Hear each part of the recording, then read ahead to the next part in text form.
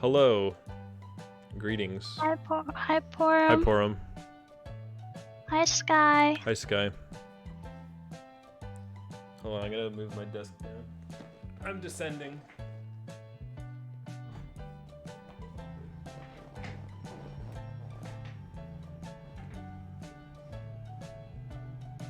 All right.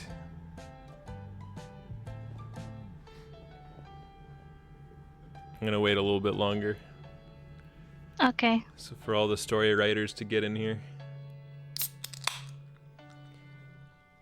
You know what they say, you gotta have a bit of whiskey or a beer to loosen you up before writing.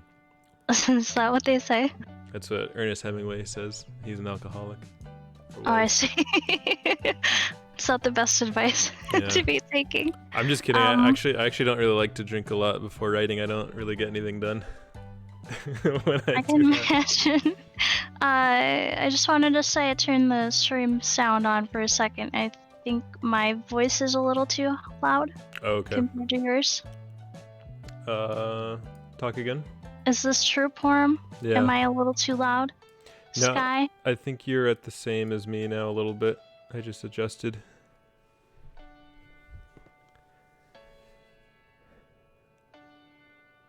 I'm gonna take their silence as a yes. Oh, hi, Porum. How are you doing? I'm gonna keep talking right now. Once upon a time, there was okay, about the same. About the same. Good. Can I zoom in even Thanks, further Porum. beyond? Oh, I can. Can you break these chains that bind you? Yeah. Sensei just talks quiet. I do sometimes. I can talk loud. I still have that weird feeling of like talking loud in my own room by myself. It's like the walls are too oppressive. Hello, Onishan. Onishan! Onishan, you're spared because we're not going to write about the Onishan. Yeah, we decided not to do the fanfic. Yeah, but I was thinking of it. Because of events that happened this morning. Yeah. But I was thinking of it for like 3 weeks. I really was. Okay, well, usually I'm the one that talks quiet, but I guess Sensei's even quieter. What if I just talk like a clown all the time? Whoa, hey kids, we're here. Someone help! Okay. I need an adult. No. Let's not do that. All right. You're welcome, Sean. This lecture is gonna begin. Okay. Creative writing time. And Mystia, you're gonna lead the story a little bit. Oh. I'm just gonna tell you. I'm just gonna tell you how we're gonna get there. Okay, cool. And I'm gonna start with this and say, no, we're not doing any writing sprints. Porum, I believe writing sprints need to be done in solitude, distraction-free. Like you're using all of your brain power to get that writing sprint done, and the stream is not the time to do it. But we're gonna do all the legwork here in the stream, and at a future date, we will post the fully written story. But what I want to do is show people how easy it is to just come up with a bunch of bullshit and make it work. That's what we're gonna do today. And even a beginner like me can do it, maybe. Yeah, exactly. So first, I've asked everyone on Twitter to send me some stuff, and I've cataloged it here. So Mystia, look at these over. Look these over a little bit. And I just want you to tell me which ones kind of stick out for you the most.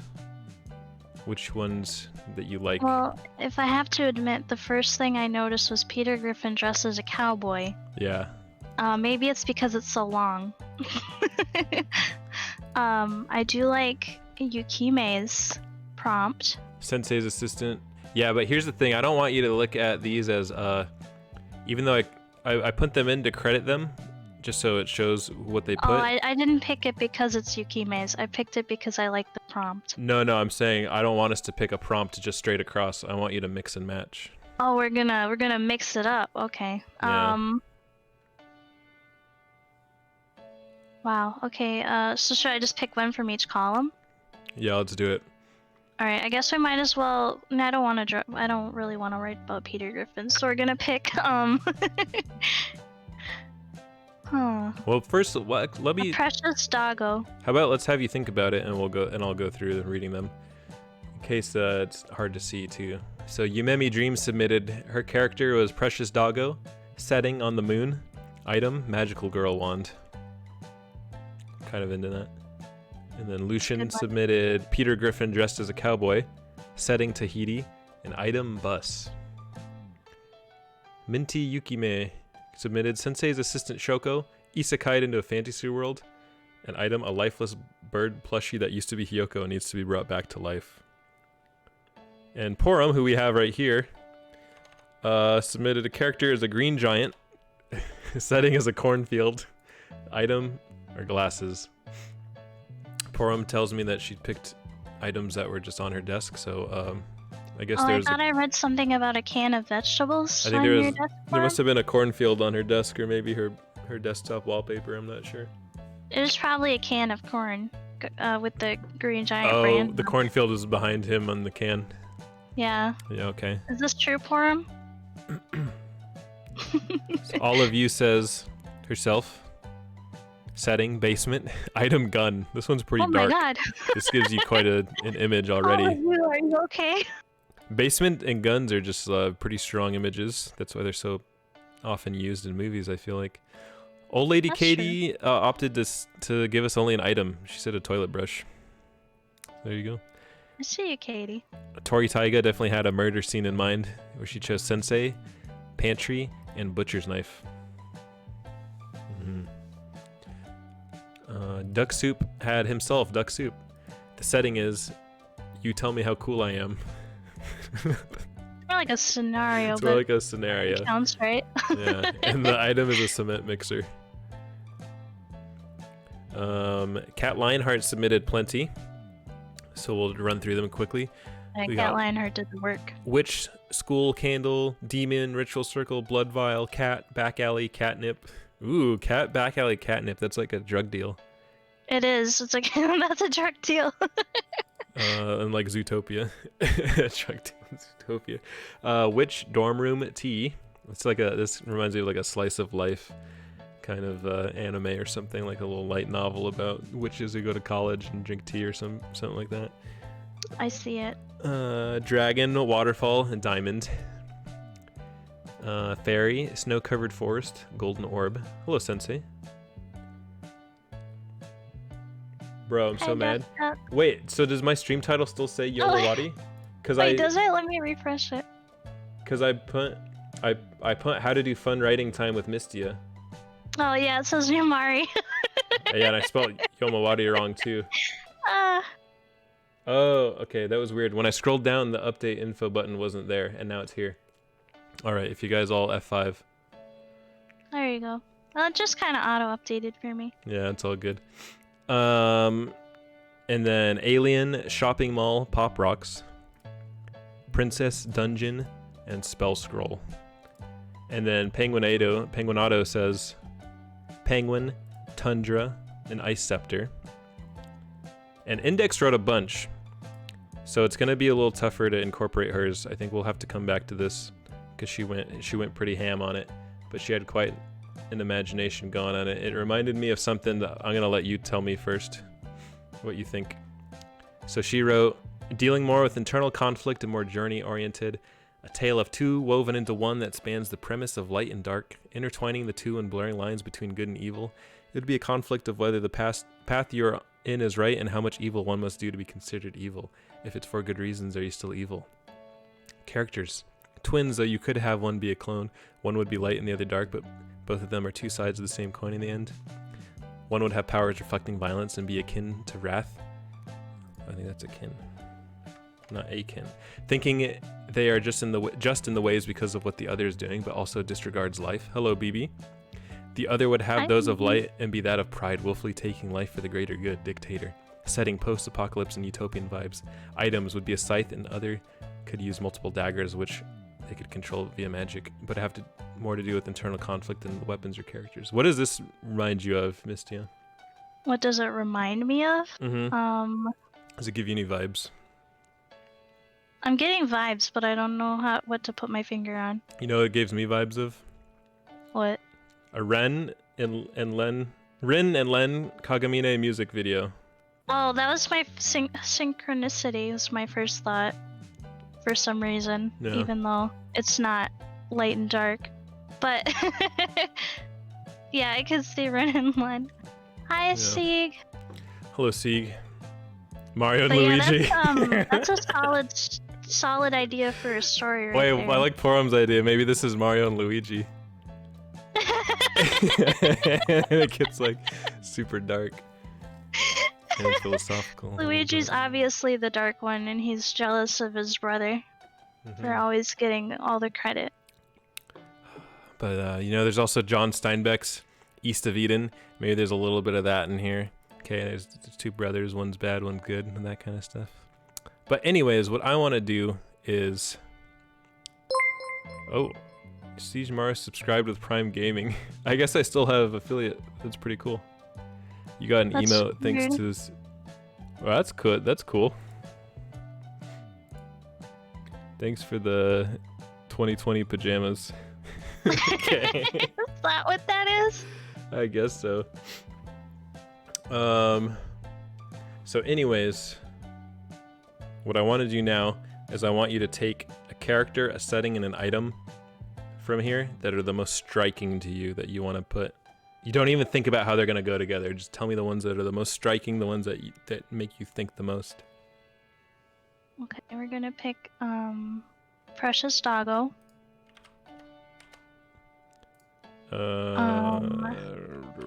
Precious Doggo. Yeah, Precious Doggo. Okay.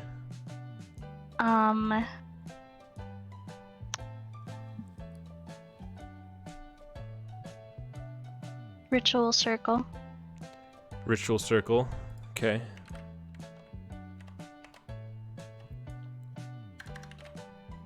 Whoops, I'll fix that after. Okay, and then item. Let's see.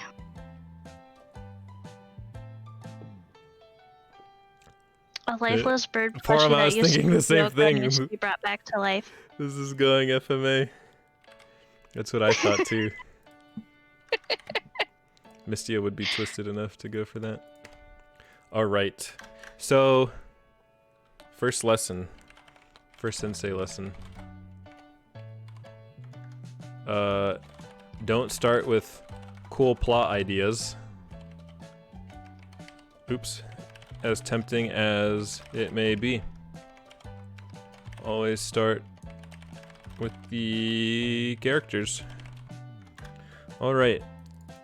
So, based on these things, Precious Doggo, Ritual Circle, a lifeless bird plushie that used to be Hiyoko and needs to be brought back to life. Can we think of a character together? How's that, Porum? Like out of all three things? Yeah, let's just talk about this. So, here's the big question on my mind: is this like a furry, like an anthropomorphic dog, or is the dog just a character, like it's like the protagonist's best friend or something like that? Or yeah, I was thinking the dog was just like a regular dog. Not like Isabel. Not Isabel. Okay. No, just like a four-legged dog that doesn't talk. Regular dog that doesn't talk. So like, okay. Does the dog like? Is it from the dog's perspective, or do you think we should go for like, the dog is just like a crucial character? Because it doesn't say this isn't like a main character necessarily. It's just a character. We could twist all this as much as we want. I think the dog belongs to the owner of the plushie. Okay. So the dog is not the main character. Okay, so who is the protag?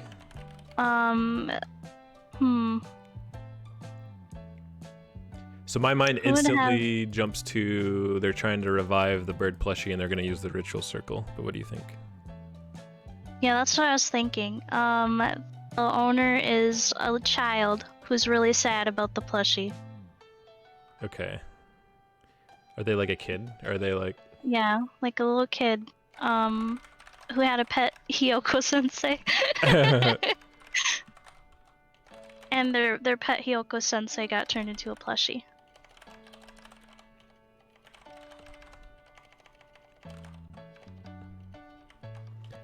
Oh gosh. I didn't do my Mario teaches typing. Okay. Okay. So they want to turn this plushie back to real life? Can I go back a little bit? Yeah, let's go back. The dog is the main character. Okay. But the dog wants to bring the plushie somewhere to get it restored for the kid.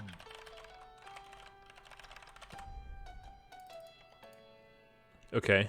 For its owner, I presume? Yeah. Or does it have to be its owner? It could just be... Maybe it's an orphan. An orphan. And the dog is a stray dog. Oh, okay, wait. Okay, so dog's the main character. How about this? Let me just go on a little bit of a tangent. The dog is regularly fed by an orphan. It is a stray. The dog is regularly fed by an orphan. And then what? So then the dog realizes... How's the dog learn about this Hiyoko-sensei? So Hiyoko-sensei was always with the little girl.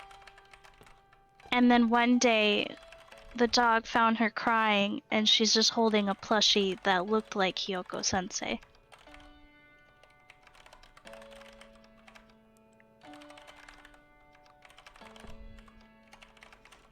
See, she's holding Hiyoko-sensei plushie. He puts two and my pinkies together with his dog brain to figure out what's wrong. With his dog brain.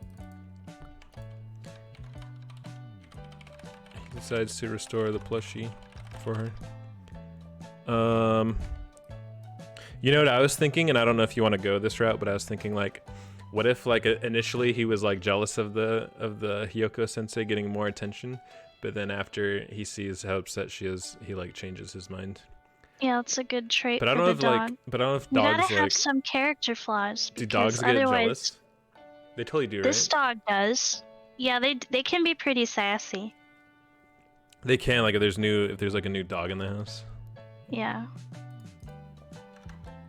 We can't be having a Mary Sue dog. The dog was jelly.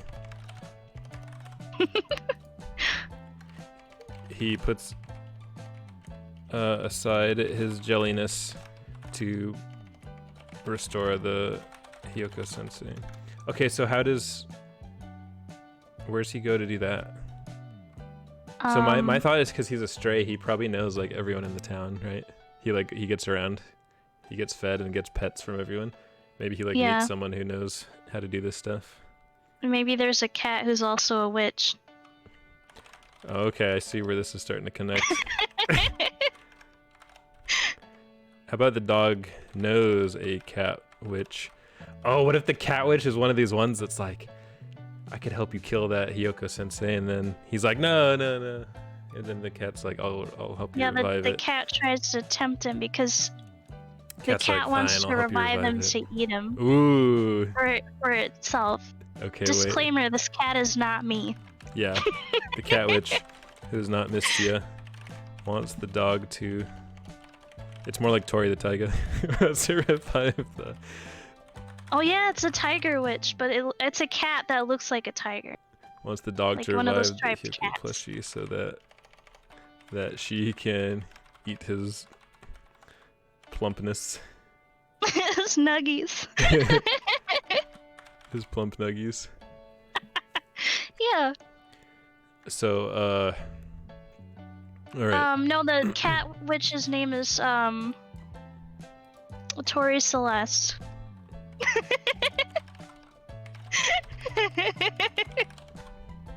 Great. In that case, it's not a Hiyoko Sensei plushie. It's a Torinoko Sensei, which was an alternate name that I almost went with for myself. Wait, was it? Yeah, because it means like something else related to birds or something. Wait, but then they both have Tori in the name. Yeah. It would have to be Tayoko Sensei. How about like Taiga? Piyoko? Piyoko. Oh, we gotta put a disclaimer at the top that any names are resemblances to real characters. Have no relation, yeah. Alright. That'll do.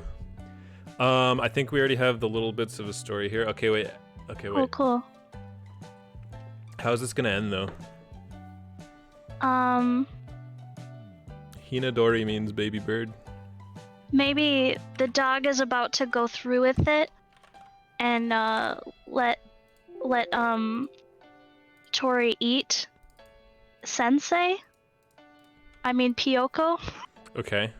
So the bird is revived. Oh, we changed it again. To Hinadori. The bird is revived. And Wait. No, go back a little bit. Okay, so the dog is like, he's still thinking about it and he's gonna let the cat do it. And then he decides, like, after the circle is all set up and everything, wait, no, I don't want you to eat him.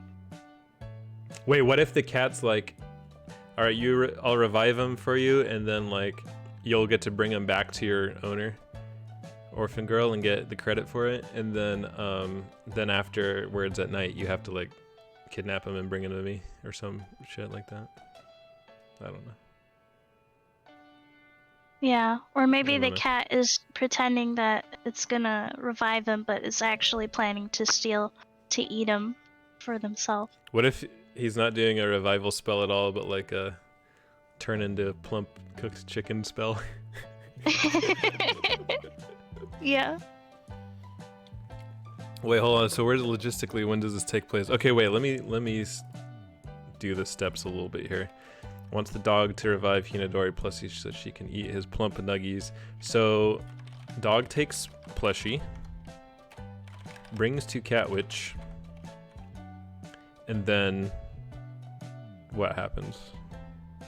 And then dog has inner conflict about whether or not to revive the plushie. Hi, Salsa. Okay. Then dog decides to revive plushie because of dog's love for the orphan girl.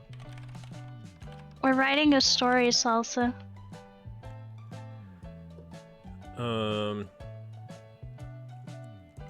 Why is the dog unsure about whether he should revive? Because he's jelly. Oh, because he's still jelly at this point? Yeah. Okay, that's true. He has second thoughts. What makes him change his mind, though, and say... He has a montage of all the good times with the orphan girl and her smiling. I don't know if I'm convinced by that. Like, what does that have to do with him and the bird?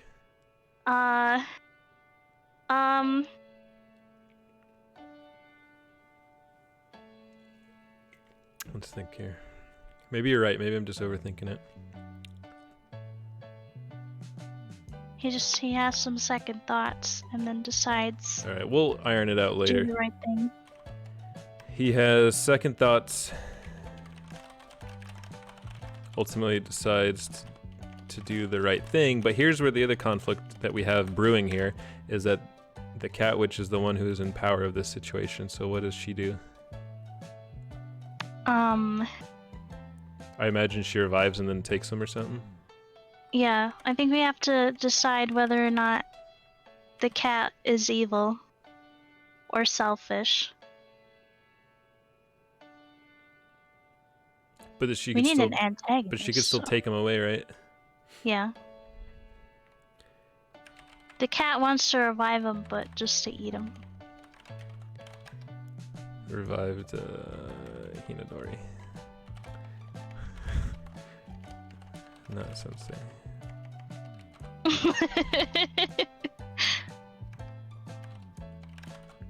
And then, so this is the moment. So, okay, so the dog, okay, bear with me here. Dog chases down Cat Witch, defeats her and her spells and magic. Dog has Cat Witch cornered. So it's at this moment that something's gonna break. Okay, so the Cat Witch has to break because they're defeated at this point. How do they react? Do they give up and cry and say, "Fine, take them"? Do they react like a crazed animal and start violently fighting back? Do they, like, what? This is, I think, where you're asking, are they just selfish or are they evil? This is, I think, where this comes in. Because if they're evil, they're probably just gonna be like, "Fuck you," and then eat it. But if they're selfish, they might just be enough to make them realize the wrongdoings. Maybe they realize their wrongdoings and then the dog shows compassion and they go get food together. Oh, they should all be the girl's friend. Yeah. Maybe Cat Witch wants to be friends with Human all along. Or is that too corny? Oh, the cat has been jealous herself this whole time because she sees the dog hang out with the little girl all the time and get food because it's hard to get food in that town, I guess. And the cat's really hungry.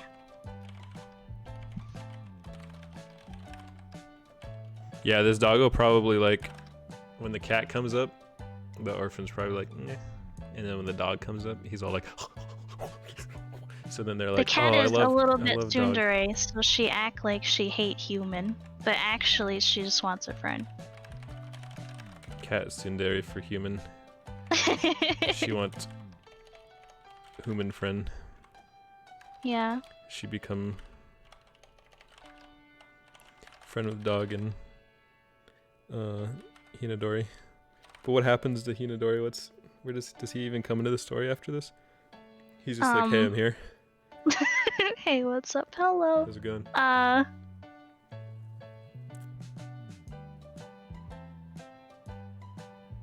Yeah, he's kind of just there, I think. He's just there a little bit. All right.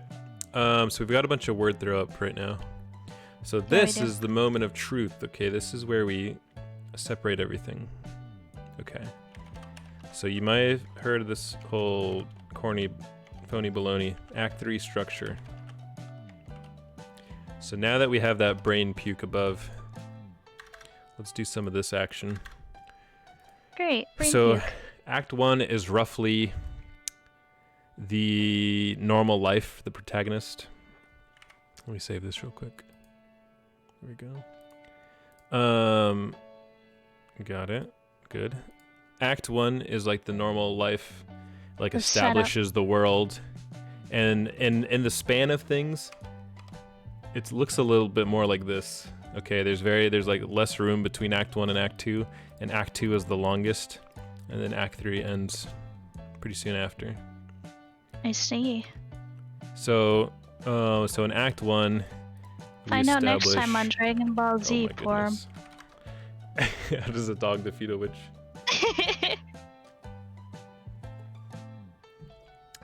Act 1, we establish this world. What was our setting again? Oh, a ritual circle was the setting? Town.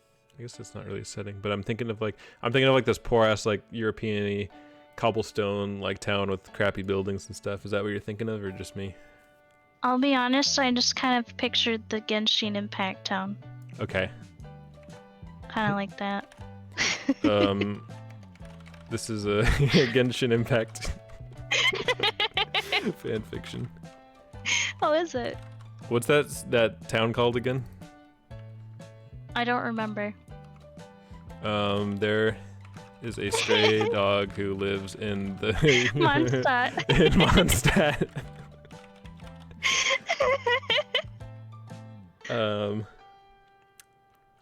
He is friends with an orphan girl who feeds him. Who feeds him. She also has a little birdie named Hinadori, whom the dog is secretly jealous of and wishes would disappear. You put the The dog also knows of a cat who is mysterious and kind of scary. But how about this? I'm just gonna add a little bit. Can tell she doesn't mean any harm. Maybe. He's not too sure to think of her. That's what I'm trying to get across. She's a tsundere cat, and he sees through knows of it. her, but he doesn't know her. He doesn't know. He's like, what's her problem? But he doesn't think that she's like a bad person. Who is mysterious and kind of tsundere. Just leave that part out. We'll leave it up to interpretation later. So then, okay. And then, let me think here.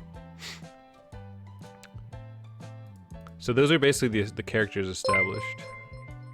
Yeah, Meeks yeah. VTube, rating with Hello, a party Raiders. of 5. Hello, Raiders. We're Hold on, let me writing get we're writing a story that is now. It wasn't intended to be a Genshin Impact fan fiction, but it is now. It kind of just turned into one. And don't get us wrong though, there are no Genshin Impact characters. Just the town that you go to all the time, Mondstadt. And yeah. Himbo raid. Who's Himbo? A himbo is a bimbo, but it's a man. Oh my god. Or male. Meeks is the himbo.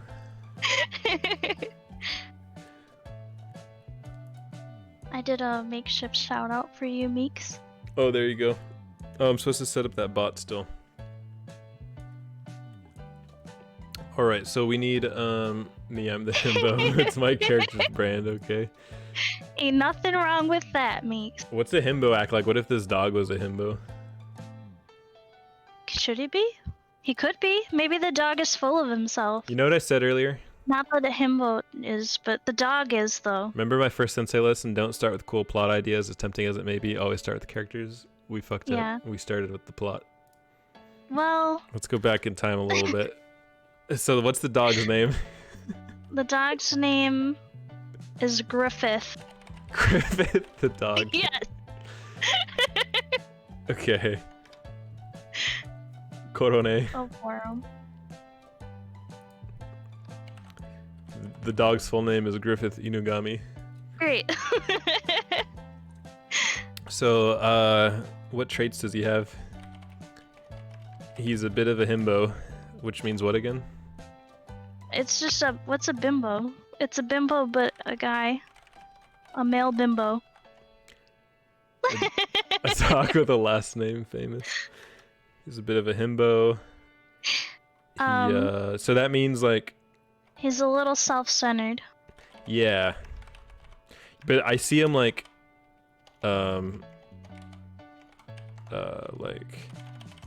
He's a little self-centered because he's dumb and he's just used to attention.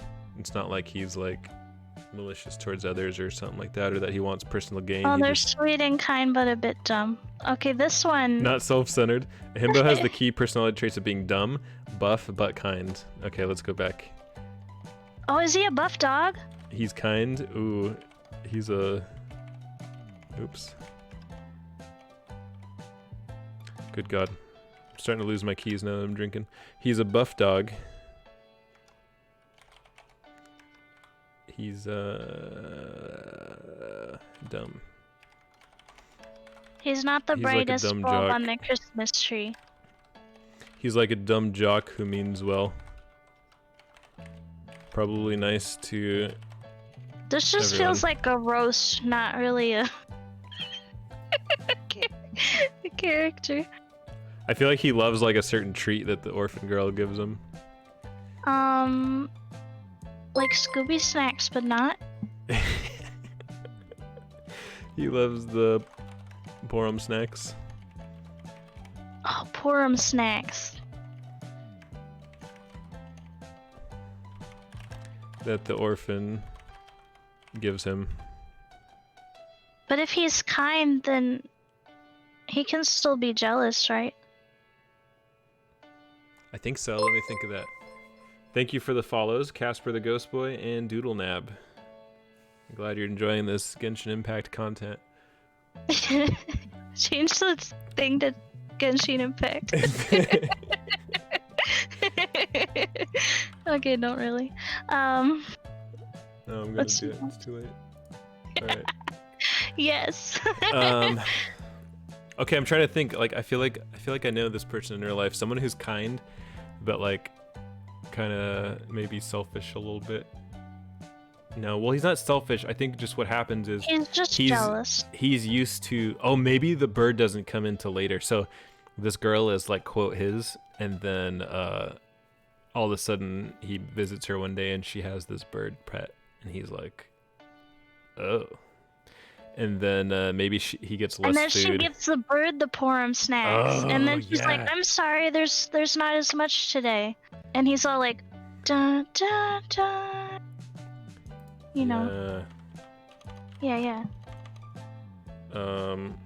What a great story this is turning out to be.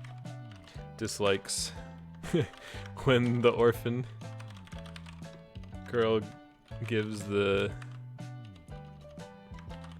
Porum snacks to the newcomer, aka what's it? Hinadori, yeah. Who is not Hyoko Sensei. Hinadori. Disclaimer.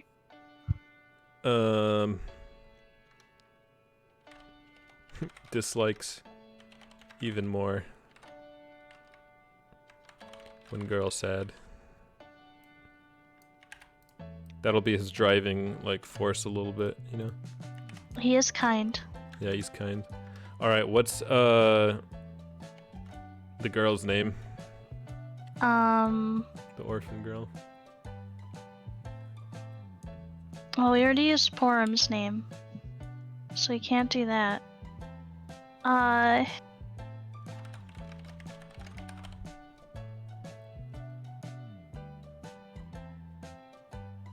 Little Lady Katie. Yes. All right. I was trying to turn Ducky's name into a little girl's name. I could see that a little bit. Who do you like more for this role, Katie or Ducky? I think Katie. Okay. Porum even has the Katie. What about Ducky? Nothing. Literally nothing anymore. Everybody loves Katie. Little Lady Katie, the orphan. She is kind to all animals. She's generous with her food. She's generous with her food. Which, we should probably make it a point that food is hard to come by. How about she uses her weekly allowance? I don't know if they give allowance at orphanages, but this one they do, okay? Okay, this one they do, Wait, yeah. she uses the money, she scrounges it. From the fountain, in the middle with the guy standing in it. Yeah, where that guy is doing the same. She picks pennies from the fountain and uses some of that money. Get this, okay? To buy Porum snacks. Think how selfless is that, dude? She could use that money for bread or something, but she uses it to feed the animals instead. Yeah, little lady Which, Katie is by the way, pure. Are snacks for all kinds of animals, okay? I like that you added that part. Mm-hmm. So that's just how selfless she is. No, Ducky, she didn't buy bread. She's feeding you Porum snacks. She comes across. She nurses. What if instead of Hinadori it was just a duck? Oh, we're just gonna remove Hinadori from this and make it into Ducky instead. Make it into Ducky? Yeah. Okay, we can do that. Then you don't have to add not sensei. Okay. AKA. What do you mean the Porum is right there?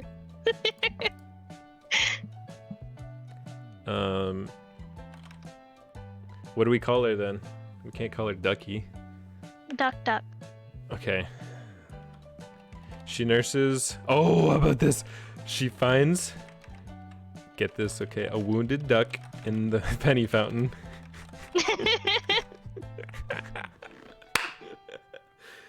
That's perfect. She finds a wounded duck in the penny fountain and names her Duck Duck and makes her her pet.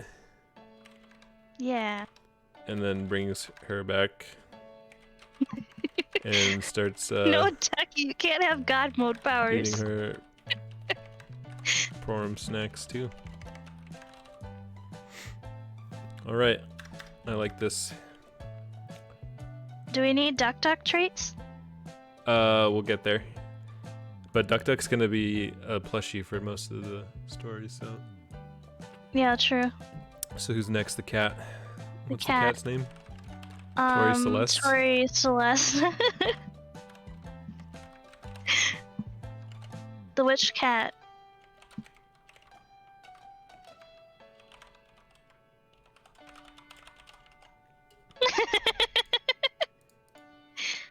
Yes. Okay. So this is probably the one that I have the least of an image of so far.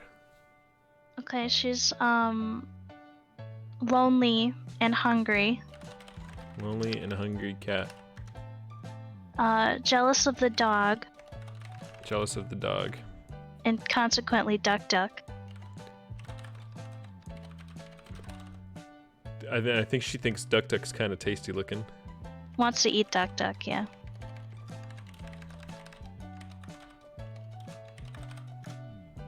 She's tsundere to humans. Everyone is jealous of Duck Duck. Duck Duck. Only to humans, so what does she to the dog? Just mean? She's standoffish. She doesn't really want anything to do with the dog. Okay. But she does want to eat that duck.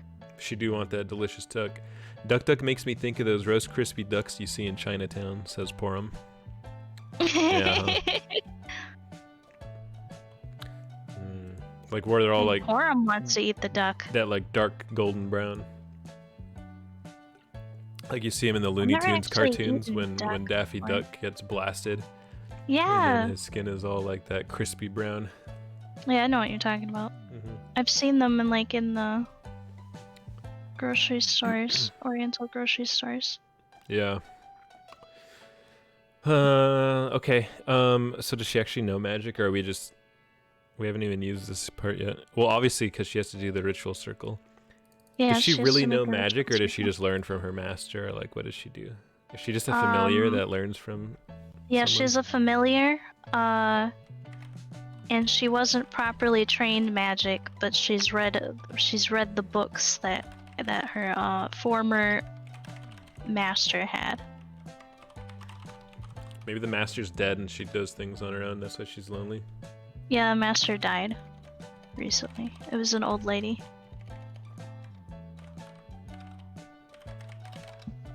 Hyoko has no meat. Let's eat Ducky. Yeah, we changed Hyoko in the story into Ducky. Her deaded lady witch master. That makes so much sense. This is why this cat is all bitter. Yeah, because she's lonely and sad. Okay. So she's hatching a scheme to revive. How does she wants to help the dog. Maybe she doesn't know the plushie. Wait a second. Or the duck is a plushie yet. What if she's the reason the duck's a plushie? Wait, why would she do that though? Plot twist.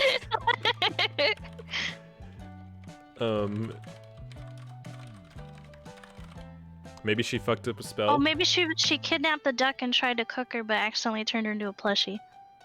Yeah.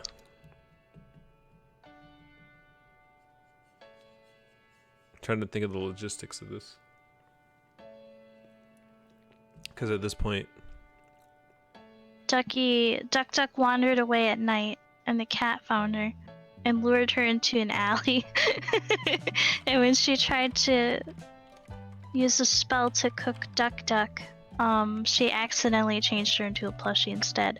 And then the little girl heard a noise in the alley, so the cat had to like book it. And the girl just found the Duck Duck plush.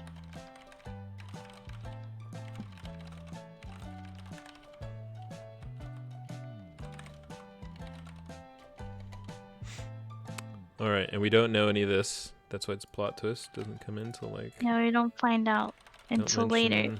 Any of Don't, this shite until like. Don't look at the spoilers, like, chat. Okay. And finally, everyone's favorite Duck Duck. Duck Duck the duck. She's sweet but sassy. Yeah. Sweat but sassy. Yeah, sweaty and sassy. Very confident. She's a very confident duck. Hi, Ella. Hello, Ella. I almost want to do one of these things where like her coming back is like the key to like solving the end of the story, other than just she's back and now the girl's happy again. Like there's got to be a little bit more, like she's got to be crucial a little bit, right? But what could a duck in a penny fountain have? Very sweat. She's such a sweaty. Maybe her sweat is it's used to sell. Our duck is really like the whole damsel in distress type thing. Not to be sexist or anything, but she's kind of. I mean, this duck is. This duck is kind of useless until the moment they're saved, which isn't like, you know, the worst thing. Like they might have something really powerful that they could do, but they just can't. They're just, you know, they're physically blocked from doing it because they're literally a plushie until that moment. But it should be like, it should probably be key to like resolving the whole story. Yeah, it should. But what? But what? My sweat can be sold on the black market because it is said to have certain enlargement qualities to a certain body part. Ducky! Ducky, no! This is a PG-13 story.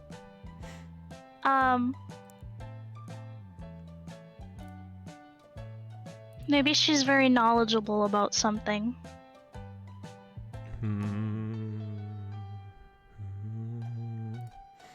But what? I thought the supply of Gamer Girl sweat dried up. No, that was the Gamer Girl bathwater you're thinking of, Porm. Ducky says memes, knowledgeable about memes. I'm trying to think of something profitable for the little girl so she can finally get money. The only thing I could think of is like the simplest like fairy tale type ending where it's like she came back and made the girl laugh and be happy again. End of story. But I don't really buy that in this day and age. Oh yeah, she can shit golden eggs.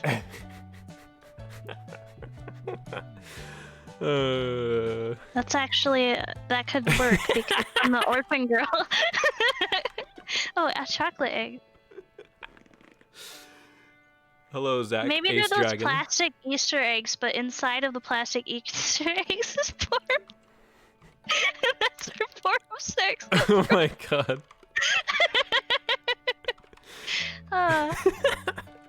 Hello, Zach. How about this? 99 out of 100 of the eggs have Porum snacks, but one of 100 has a golden egg. Yeah. Perfect.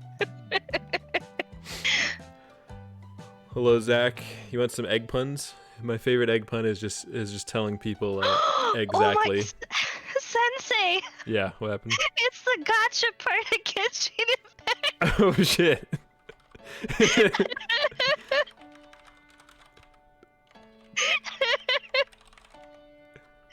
Gotcha.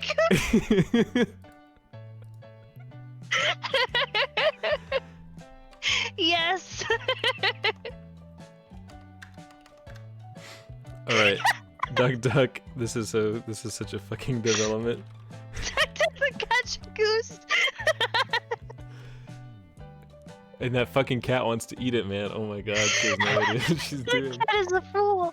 She doesn't know better. Fucking idiot.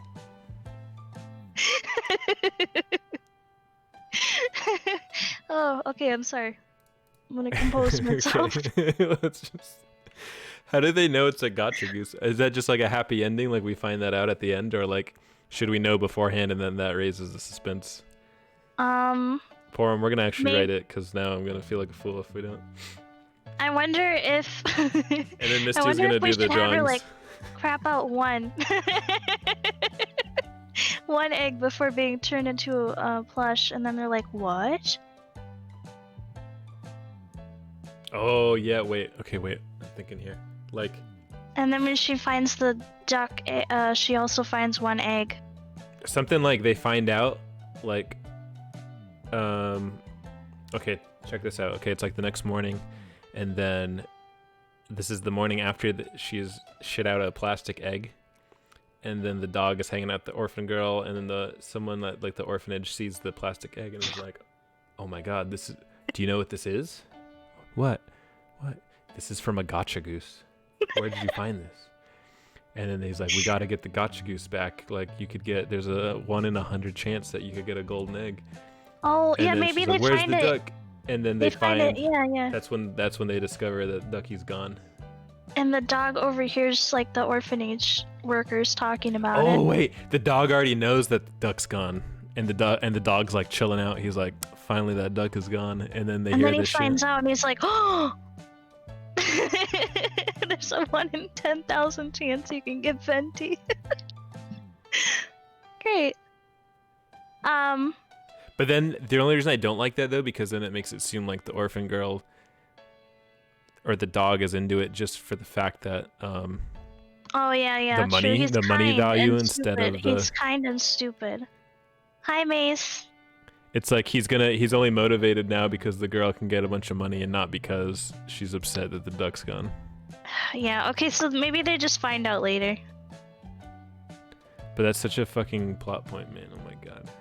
It is. Maybe the dog doesn't know, but maybe the cat. No, the cat doesn't, because the cat wants to eat her. Maybe like maybe the orphanage people find it, and then the audience knows, but not the dog. No, the orphanage is like the girl's hiding the duck, and she's not telling us, and we're gonna like do something bad to her, and the dog's like, "Oh fuck, now I gotta go get that goose back," because they're gonna do something bad to my person. Yeah, that's better. Okay. Where's this go now? We're writing a story, Mace. I gotta dictate this. Hold on. Okay, so they realize that the duck is a gotcha goose, and the orphanage people. Should I start over? Okay, wait, hold on. Dictating is so fucking OP, you guys. Is it text or speech to text? Yeah. So the duck disappears, and the dog knows that the cat took it. Period. The next morning, while the dog is enjoying his time with his human girlfriend, one of the orphanage supervisor, social worker people discovers the plastic egg and is like, "Hey, this is a gotcha goose." And then they start grilling the girl for where the goose is, and she's like, "I don't know, I'm really sad, he's not here." Because this is Ducky the duck. And then they're like, "You're lying to us just because you're a poor orphan. We're gonna like do horrible things to you if you don't tell us where it is." Period. So that's the dog's inciting action to go and find the duck back, because he was frankly okay with the girl being sad. It's just now that she's gonna get hurt or something horrible happened to her that he's now gonna go take action. All right. No, it's there's a space in there. Human girl friend. It's just the dictate decided that this was Sonic 06. Yeah, exactly. Look, I don't even care. We just need to get it down before we lose this thought. Yeah, Porum, do you have wrist problems? What's going on? You gotta do this. I remember you said something about having wrist problem a while ago. Do you have some carpal tunnel? I get the carpal tunnel sometimes. Let's catch up on chat a little bit. I'm very May sorry, says, Zach. what's this? What program am I using? I'm just using Microsoft Word. B-movie. You cleared that up though, thank you. Yeah, I just stopped streaming for a little because they were bugging me. I think, Porum, we talked about this another time, where I was spamming in Mystia's chat, but there's like a lot of like exercise where you could jam a lacrosse ball into your arm muscles to loosen up a lot of tension. It could be something. Unless, unless you've already spoke to someone, an expert. I'm a sensei, but I'm not a professional doctor. There's also some nice stretches you can do that I have to do sometimes. Yeah. I don't know if we have the same thing though. Yeah, well, static stretches are okay, but then there's other ones where you gotta like beat the hell out of your muscle. Yeah, probably with your cane thing. Yeah, if you got one of those Theracanes. Oh, I'm sorry I got that serious, but I hope it gets better. Yeah. I'd go on YouTube too and not take everything seriously, but sometimes doctors get stuck in one way of thinking. And if you look at some conflicting viewpoints on YouTube or somewhere, you might get other ideas and maybe ask for second opinions from other doctors. I've been led astray like that. It really sucks. That's why I'm saying all this, going on this rant. It's a big poo-poo. Anyways. Duck Duck the Gut. I feel like we have everything now. Yeah, it's a whole story. So... Okay. So now let's restart a little bit. So Act 1, there's a stray dog who lives in Mondstadt. No relation to Genshin Impact. It's just visualize that place though. He is friends with an orphan girl who feeds him... Porum snacks. Porum snacks. And now we're gonna do this. He meets her one day at the fountain where she is gathering pennies from it. He follows her and we see some of her day where she buys a tiny bit of food for herself, but mostly food for Porum snacks, because she just loves animals. Porum snacks are a universal animal snack that you can give to any animal. Yeah, it's like a non-copyrighted Scooby snack. Yeah, Okay. Porum owns That'll be established in the story, don't worry, because like the shopkeeper will be like, why are you buying all these Porum snacks to feed your dog, but you need to eat? And then he's like, hey. He's like one of these like Italian guys or something. And and so then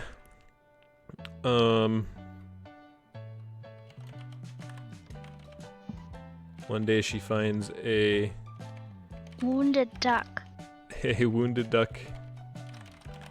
in the fountain that she names Duck Duck.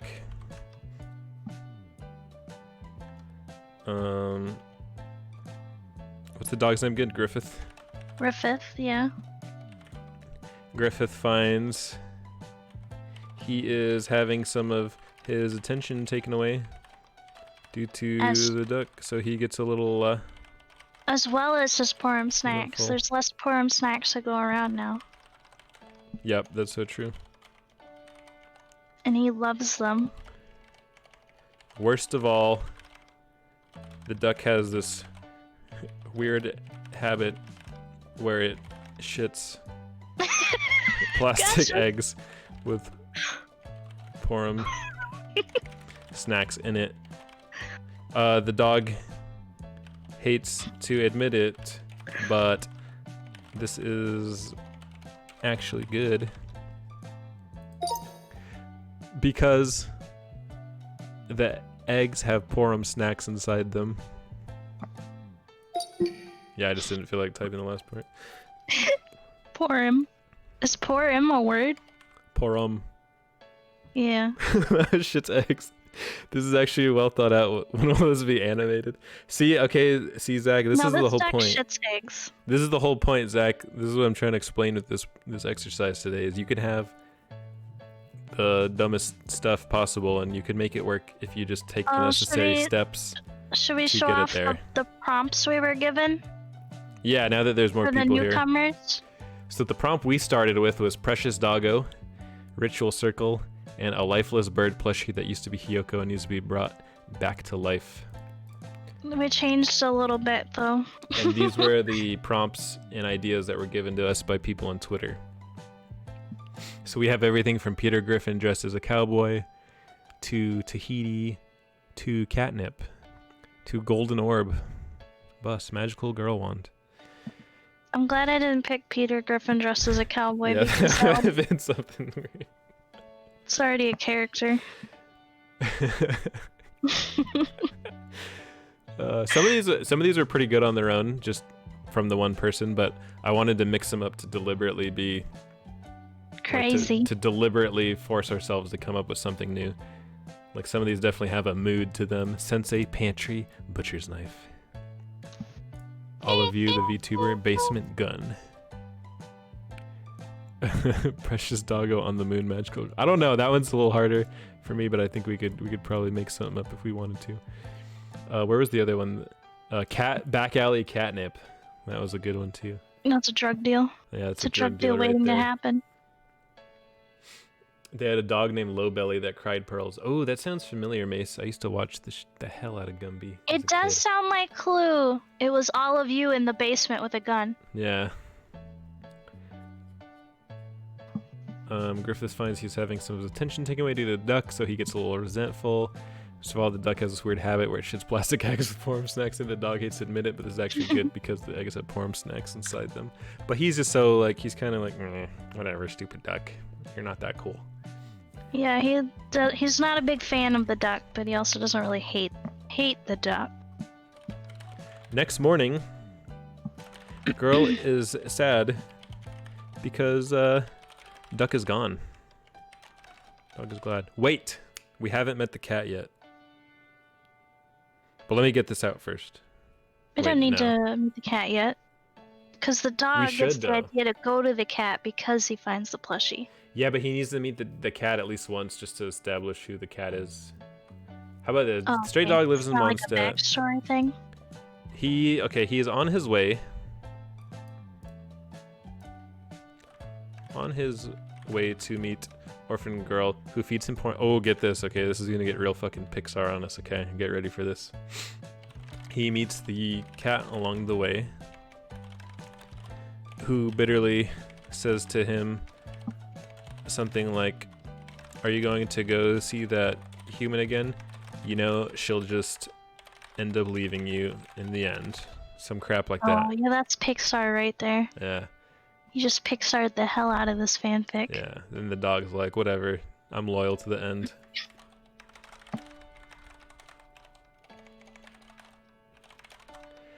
And,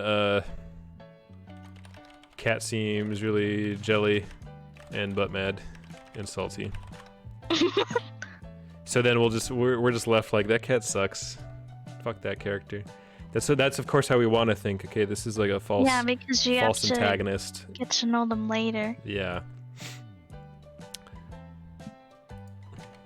So he carries on to the fountain. To the fountain where girl, what's her name now? Little Lady Katie? Yeah, Little Lady Katie. Oh, that's such a fucking orphan name now that I think about it.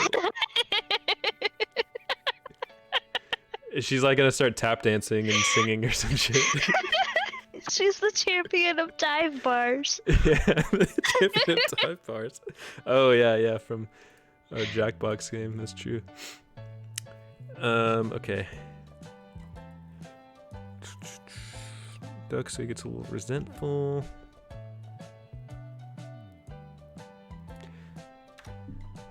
How about this? We meet the cat again. And the cat floats the idea of getting rid of the duck because she is hungry. And she can tell the dog isn't thrilled about the duck. Yep. Dog says no way. I don't like him either, but he makes Katie happy, so I'll deal with it.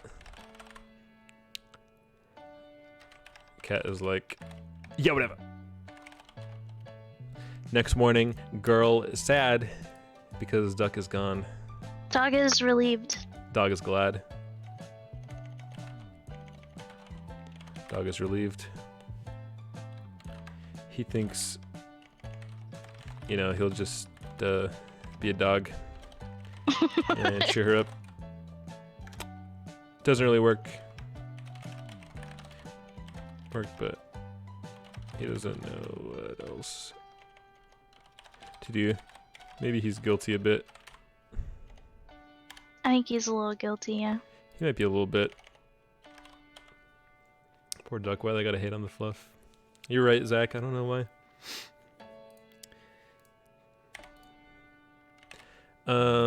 So then, this is when orphan social worker finds the plastic egg and tells us that Duck was a fabled gotcha goose. Gotcha goose.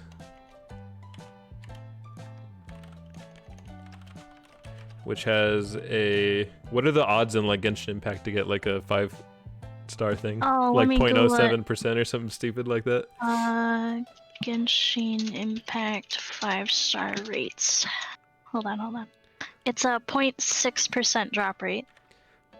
I don't have percentages. I don't have the symbols on my keyboard. Oh yes, the 5 has a 0.6% rate of dropping a golden egg.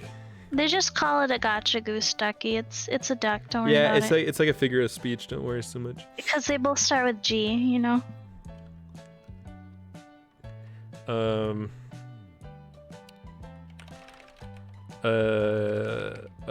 Katie doesn't care so much. She just wants her new friend back. But the social are those orphan social workers. The dirty social workers. They want the duck for themselves so they can make money off of it. Believe that she is hiding the gotcha goose, and they want in on that gotcha. Goods. So they threaten her goods. if she doesn't give up the goods. She swears she know nothing. Listen, you guys, there's way worse fanfics out there. Yeah, let Prince read you some of those. Jesus. She swears she knows nothing, but they don't care. And they take her away. This just away. We don't even need to know her. Who cares? My dog is like, oh shit. Yes. So this is, okay, so what defines Act 2 is when the Act 1 establishes like the daily life for the characters. Act 2 is when the character can no longer go back to that normal lifestyle. So now that girl is gone, his life has shattered. Okay, he needs to figure shit out or he will never go back to his normal life. So this is where you draw the line in the sand and say, here's Act 2, okay. Dog knows. Dog knows what's up. He knows. Or suspects that cat took Duck. Wait. But they have the plush though. I forgot. Yeah, I totally forgot about that element. Okay. We got to rework it. This happens too. Wait, sometimes you forget your plot point. So it's not just that the duck's gone, it's that it's got to be a plushie. A plush. That's right. Okay. Oh goodness, you should have. Did you think of that earlier and you just didn't say it, or did you forget to? No, I just remembered. Yeah. Okay, that happens sometimes.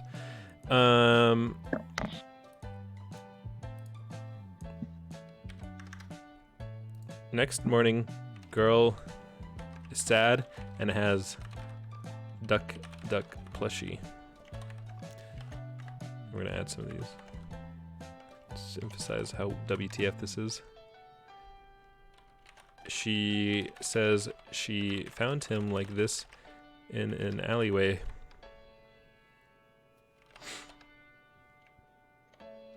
After he wandered off at night. Or does like the cat kidnap him and she chases the cat? Oh yeah, that makes more sense. Okay. Like this. After she... Okay, wait. She says... Cat stole Duck Duck. And she chased it. And when she caught up, Duck Duck was a plushie. No humans believe this, of course. We don't even have to necessarily say that, it's just background. So she is sad. She's sad because Duck is plush. Duck is plush. She's sad because Duck is plush. Dog is relieved. He thinks, he'll be a dog and cheer up. Doesn't really work. Orphan social workers find the plastic egg and tells us that Duck Duck was a fabled goose.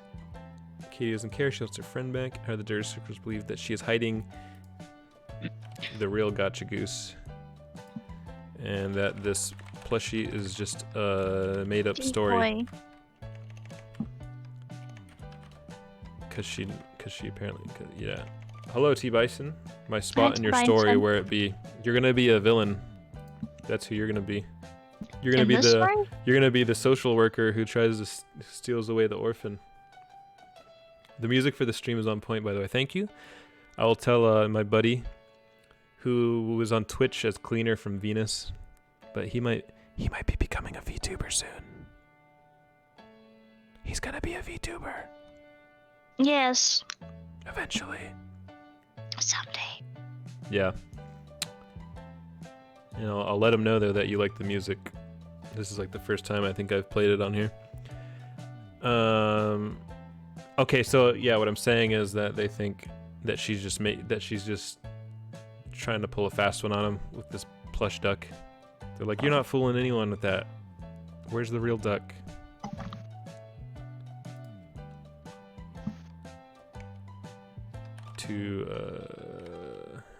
Yeah, that's fine. We'll write it in. Yeah, we got the gist of it, right? So they want in on that gotcha. They threaten her if she doesn't give the goods. And they take her away. Dog intervenes and manages to wait, so like Dog intervenes to save Girl, but in the scuffle he ends up only with Plushie. I do like the dog that's like, oh shit part. Can you just paste that in front of that? Oh, sure. Dog is like, oh shit. Yeah, just put that in front of Dog intervenes. Dog is left. Oh, that's fine too. With Plushie and no Girl. Where am I putting it? In front of Dog intervenes. Like here? Yeah. Dog is like, oh shit. Dog intervenes to save Girl, but in the scuffle he ends up only with Plushie. Dog is left with Plushie and no Girl. It's a bad situation to be in. Dog is, yeah, he's not happy, but he knows what's up. Poro wants to know if the Plushie can look like the Don Quixote meme chicken. I mean, I'm down. It can look like the meme chicken. Or the dog goes, row shit. What row?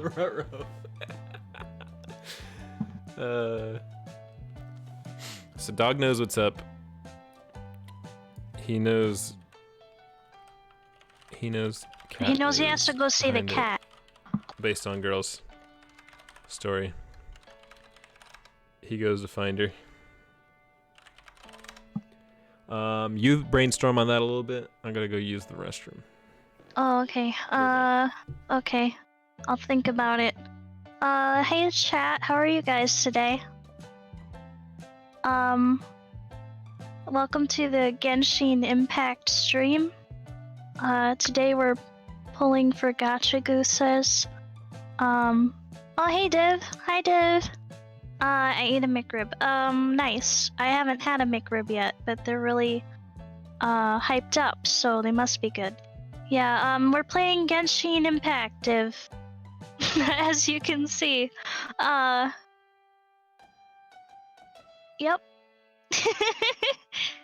Oh, you're welcome. Thank you for the onigiri, version of myself. I'm supposed to be brainstorming right now, but I'm spending my time talking to you guys instead. I hope he's not mad. I mean, they're a little. It's like blurs, like blessed cursed, you know? Like, I was really happy to become an onigiri. And they're cute. They're cute. A little cursed, but mostly cute.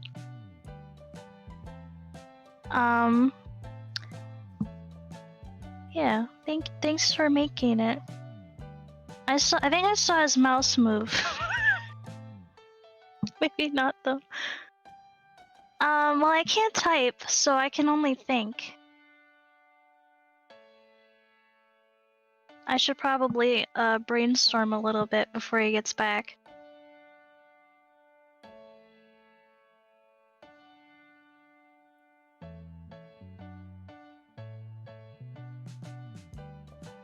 I have an idea for him when he's back here. It's fine.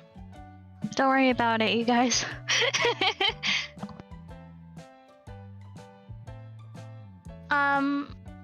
Well, it's not a Hiyoko fan. It's a Genshin Impact fanfic, which is why we're playing Genshin Impact as the game. So far we have a dog, and his name is Griffith Inugami, and he's a himbo. And there's a little orphan girl named Little Lady Katie, and she is very kind and generous, and she scrounges up money from the fountain and uses the money to buy Porum snacks, which are like oh, he's back. What'd you get done while I was gone? I did a lot of talking to chat. Oh, good.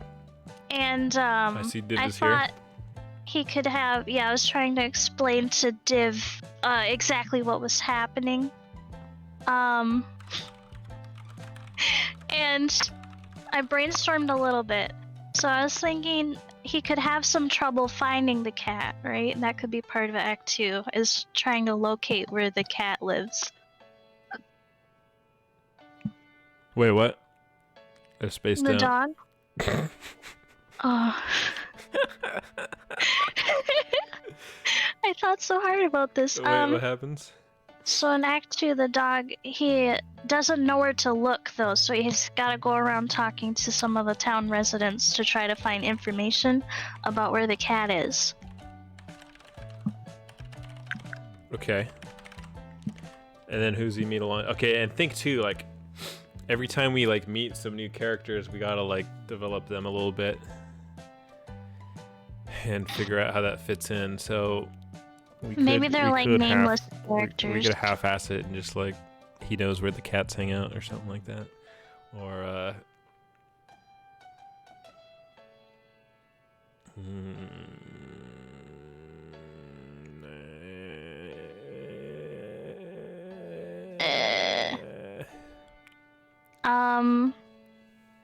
yeah, maybe he knows where like the cats generally hang out, and maybe he just talks to like one other cat.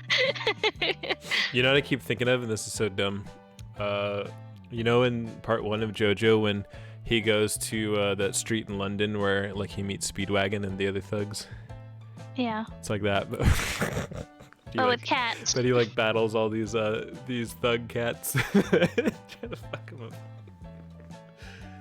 Okay, yeah, he battles some thug cats, but they're like nameless background characters. He's a himbo. Yeah, he's strong, but he's just like this. Well, no, that JoJo's clever. Uh-oh. We said the bad word. Mace is gonna get out now. Because of JoJo's. Oh, you don't like it? I literally just finished part 2, so it's fresh on my mind right now. You would laugh though, Mace. 'Cause this part, it's like it's so over the top dumb that it's like Jonathan Joestar takes a blade to his arm and says, "My love for my dad is too strong for me to care about this blade in my arm that's going to the phone." But I'm not that kind of dog. Yeah, I'm not that kind of dog. So this isn't us, but that's just what I was thinking because of this setting we have. But there's got to be some sassy kitties. But the cat is lonely though. That's the only problem. Oh, true. Yeah, the cat's not part of like a gang or something.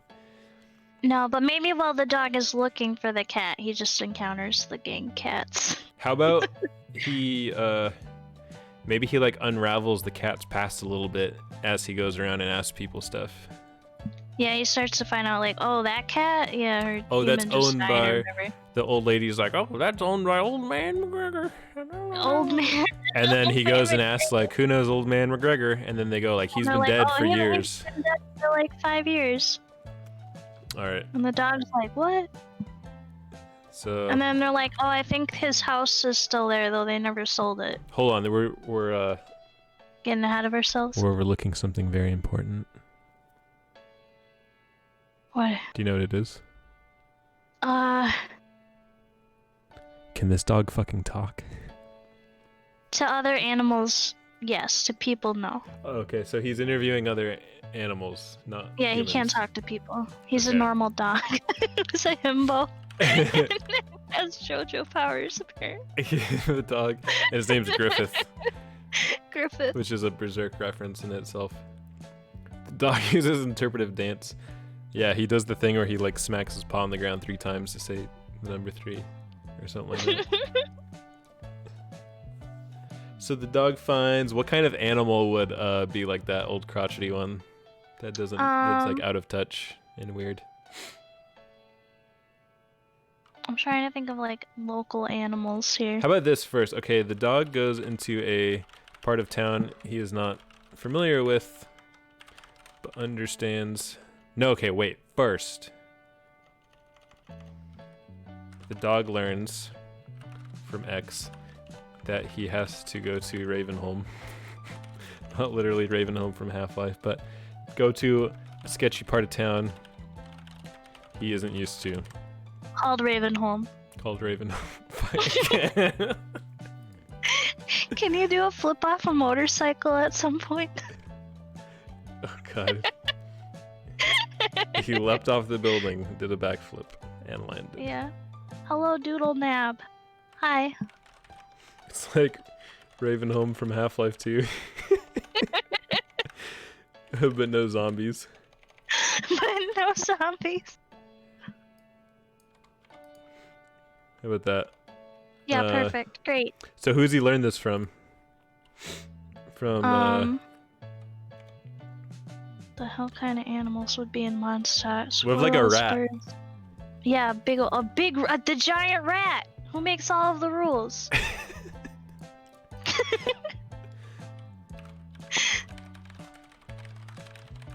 Because rats like get around and they know about the underbelly and stuff like that, right?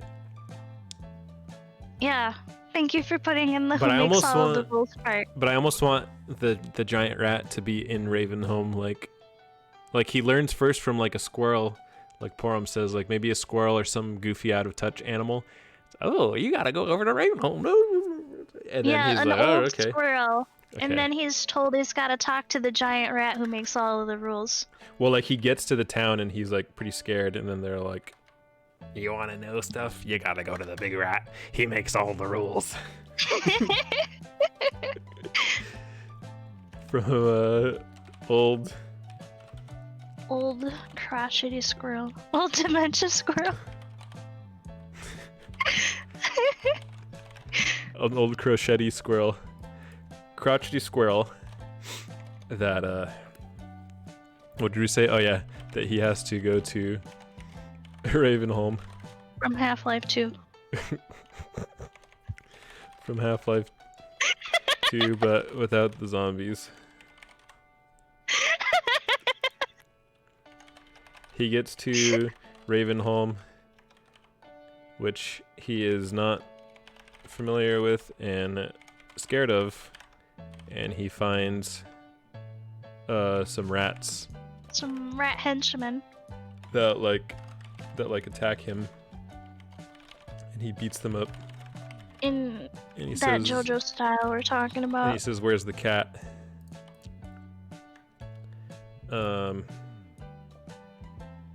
Okay, wait. The dog learns from his crouchy little squirrel that the cat belongs to... What's his name in Half-Life in Ravenholm? Is it McGregor or just Gregor? The Russian guy with the shotgun on the roofs? Hold on, I'm Googling it.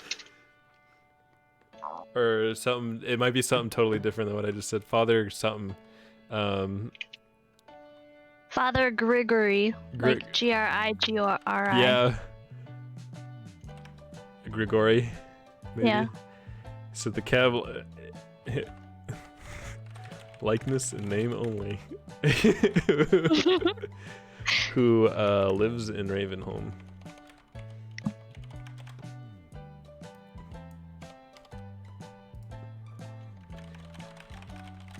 Okay.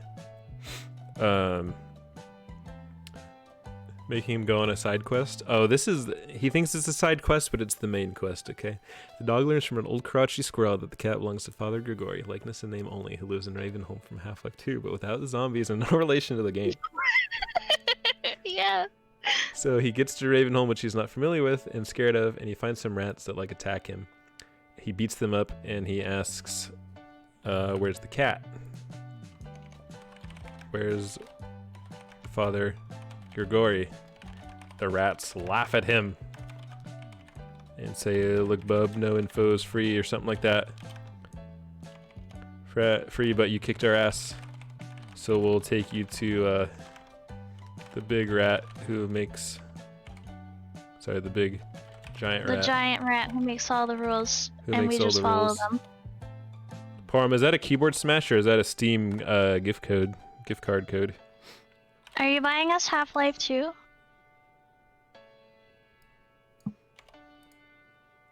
The rat's laugh hands look no, but you kicked our ass, so we'll take you to the big giant rat. We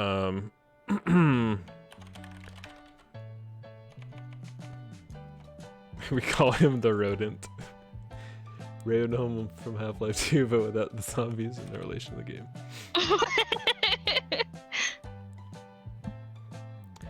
Dog is taken to the giant rat who lives in the sewer, And makes all of the rules. aka Rodent. That's his prison name. That's his name, Rodent.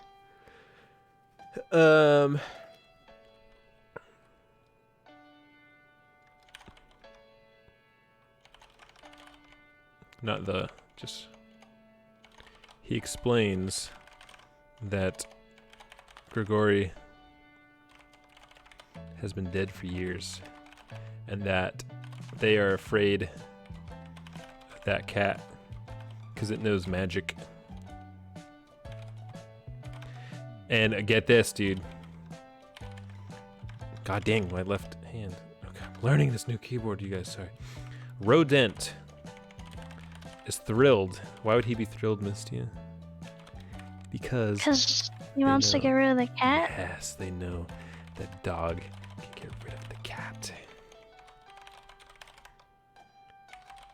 So that's why he's helping the dog, because he wants something out of it. Yes. Because they're gangsters and they don't just help people. That's right. Okay. Anyways. They fight lots of zombie head crabs. Just kidding.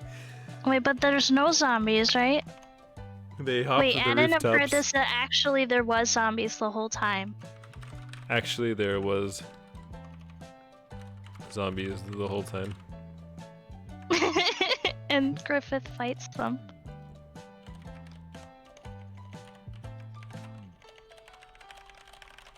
On the way On the way there. On the way to Gregory's mansion. House mansion. Abode. Posture check, don't be shrimping. Oh, I'm not shrimping. Actually, wasn't shrimping this time. It's good. Usually I am. So what happens when they get there? Thank you, Parm. The cat has traps set up. The cat has like magic traps or something? Yeah. Cat has magic traps. And Griffith has to find a way to disable them. Yo, what if this happens, dude? Rodent steps in one of the traps. Can you guess what happens to him? He fucking dies. No, he turns into a plushie. Oh fuck. Same thing.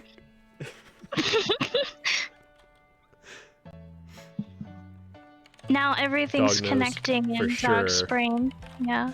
The cat is the culprit. Dog finds cat. After definitely. This sounds like that Garfield fanfic that we were reading. It kind of does. Garfield goes there. Garfield punches him in the face and says, "You are not manly." Dog finds cat after definitely avoiding traps. Dog punch cat, good. Cat scared. We'd have to have an epic battle. But it's epic. Okay, an epic battle needs like things need to come into play from earlier. You know what I mean? Like Dog found an artifact that he can now use against cat kind of shit. Maybe the duck, the plushie itself, has a magical property. The rat plushie? No, the duck. Because he's been carrying the duck with him this whole time, right? Yeah, I forgot that damn duck. That's the whole fucking point of the story. Maybe the duck's feather can reflect some magic. But there's no feathers anymore. It's plush. Maybe the dog has a feather that fell off of duck before it was transformed. And yeah, decides to... When did we decide that that was magic? Just now. I know we are just now, but like, then we got to go back in the story and like insert that. Okay. That's why I'm like hesitant. So we have to think of something for the dog to have. Because then we have to think. Maybe he got something from Ravenholm.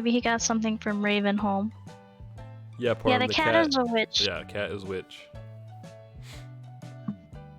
He got something from Okay, so I think when we skipped this battle, when he was fighting the zombies, where was that? There's zombies the whole time, and Griffith fights them on the way to Gregori's house, mansion, abode. So at this junction, we should probably like add in some kind of like how does he fight the zombies? Like we're just skipping over it. Maybe he finds. Well, he's a dog, so he can't use a crowbar. Yeah. Nor a shotgun. What is this sweet fanfic that I get first look at? Oh, Gallo, you're watching. We're playing Genshin Impact right now. Yeah, this all takes place in Mondstadt. It just doesn't include any Genshin characters. Okay, what did the dog find? Maybe it's a leather jacket. Also, one part of Mondstadt is actually Ravenholm from Half-Life 2. Except there's no zombies, but then later there is. It includes those dogs you can't pet. Yeah, that's how this all started. This was one of those dogs you couldn't pet. Eleanor says dog is sus. Eject dog. Eject dog. Eject Eleanor. Maybe one of the head crab zombies was one of Grigory's assistants or something, and they have a special lab coat or leather jacket. No. This is a mistake. We can't do head crab zombie. I take it all back. Oh, we gotta remove the zombies? You gotta remove the zombie. Okay. It turns out, guys, there really was no zombies the entire time. But you know what I do like is maybe the cat has been doing magic on animals around the town, and it's been causing zombie-like things or other animals to be really crazy and psychotic. But actually, the cat's just trying to make a friend. And the cat's just like dumb. Yeah. Because she can only read books. She can't. She doesn't have the experience of her master. She's trying to do level 10 skills, and she's only level 3. Yeah. You know. I'm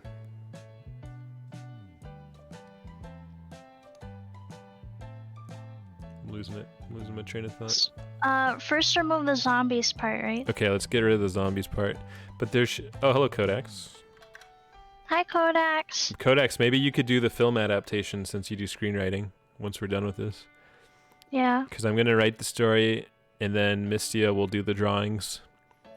And it will be like a light novel format first, and then someone could do a manga if they want, or we could just go straight to the anime adaptation, which you can do. Yeah, Codex, I think you can use a novel format for just about any length of story. And then on top of that, which we haven't got to yet, but I am eventually going to, when we actually write the meat and bones of the story, I'm going to take from Japanese, Chinese literature, from JoJo's author, in his book, he was talking about it, Kisho Ten Ketsu. Kets. So basically, intro, conflict, twist, resolution. And you could turn any sequence into something more compelling if you just follow this. I learned this from his book, but it's like a really old method though. It's not like he didn't invent it. It's just that he said that he used it, and he explained it pretty well. So, and you could literally fit this in anything. You could fit this into like a conversation between two people, and you're trying to get something out of it, or you could fit it into like the entire story itself. You contain it within one of these outlines. So after we do the Act 1, Act 2, Act 3, when we write each scene, then we're gonna put it through this, and it's just gonna look like this over and over again, and it's just gonna outline every scene. Because this is what I used for my novel. I had like a lot of chapters that were really like boring and just kind of mundane, and I didn't know why. And then as soon as I rewrote them in this structure, everything worked, and now people tell me they like it and that it's a page turner and yada yada. So I think there's magic to it. I've not used Harmon's Circle, but I think I've heard of that one.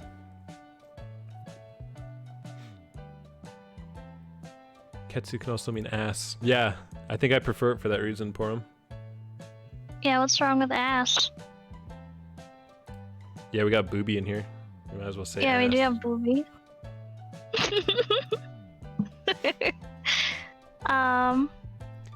Okay, so he leads them to the mansion. So here's the thing. So he met Rodent, and then he says, okay, because you're gonna get rid of that cat for me, I'll take you to the cat's place. But you know it's gonna be rough. You might not be able to handle it, so don't fall behind. And then on their way there, that's when conflict happens. So like, what is the conflict? There could be zombie bats now that Eleonora's here. Oh yeah, maybe the cat's been experimenting on some bats that lived in the mansion. Yeah.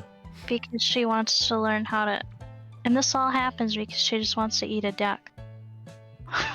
Man. Oh, Eleanor's been here the whole stream. She's been chilling with us. You're just chilling, but... Well, that's all the more reason we gotta put you in the story now. So, there are bat enemies. Let's just say that. Guaranteed.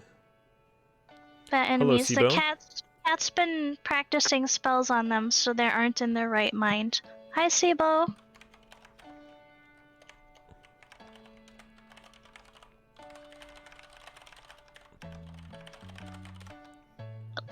Kind of zombie-like. Are they like tons and tons of bats, or is it like a few really big bats? There's one bat queen named Eleonora, and then there's lots of little bats. There is one bat queen, but we got to do fictionalized. So named Bellanora. Bellanora. There's one bat queen named Bellanora who got mutated from a normal bat, so she's like smart now. And she commands all the other bats. Someone gave you a great name earlier. Amiella? Amiella. Amiella. You know what I'm concerned about though is that now this bat is like another antagonist that we just created out of nowhere. But I mean, it could just be like a mid-boss. It doesn't have to maybe really... she's like a cameo. She doesn't really do anything. She's just a cameo. There. She just gets defeated easily, I think. Or she just doesn't really care too much. Maybe she gives the dog something because she's mad that the cat turned her into that. That's it. So Bellanora will give the dog something that he can use in his battle. Ella, what would you give a dog to use to defeat a cat? Yeah.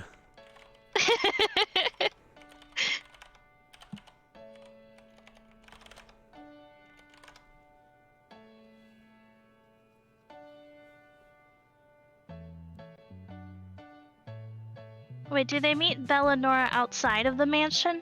Yeah, but definitely before. Just probably like just before. A good thing to help the dog defeat the cat witch. Grapes. That's brutal. That's very savage. Got any grapes? Grapes are killer to animals. You know that, Mystia?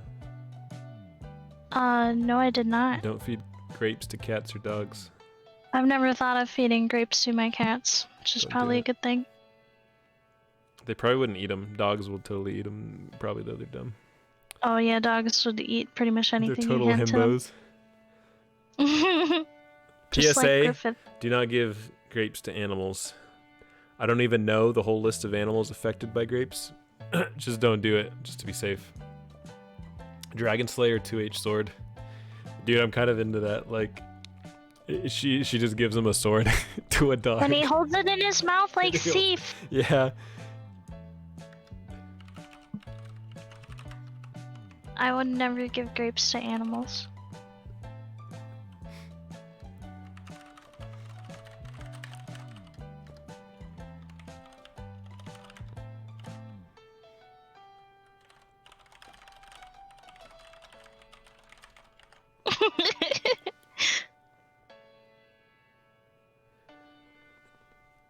Ducky's the queen of irony. She says, I gave grapes to my dog when I was a kid and he's dead now. I mean, he died like 10 years after that, but he still died, so. Oh, Ducky. Oh, Duckster.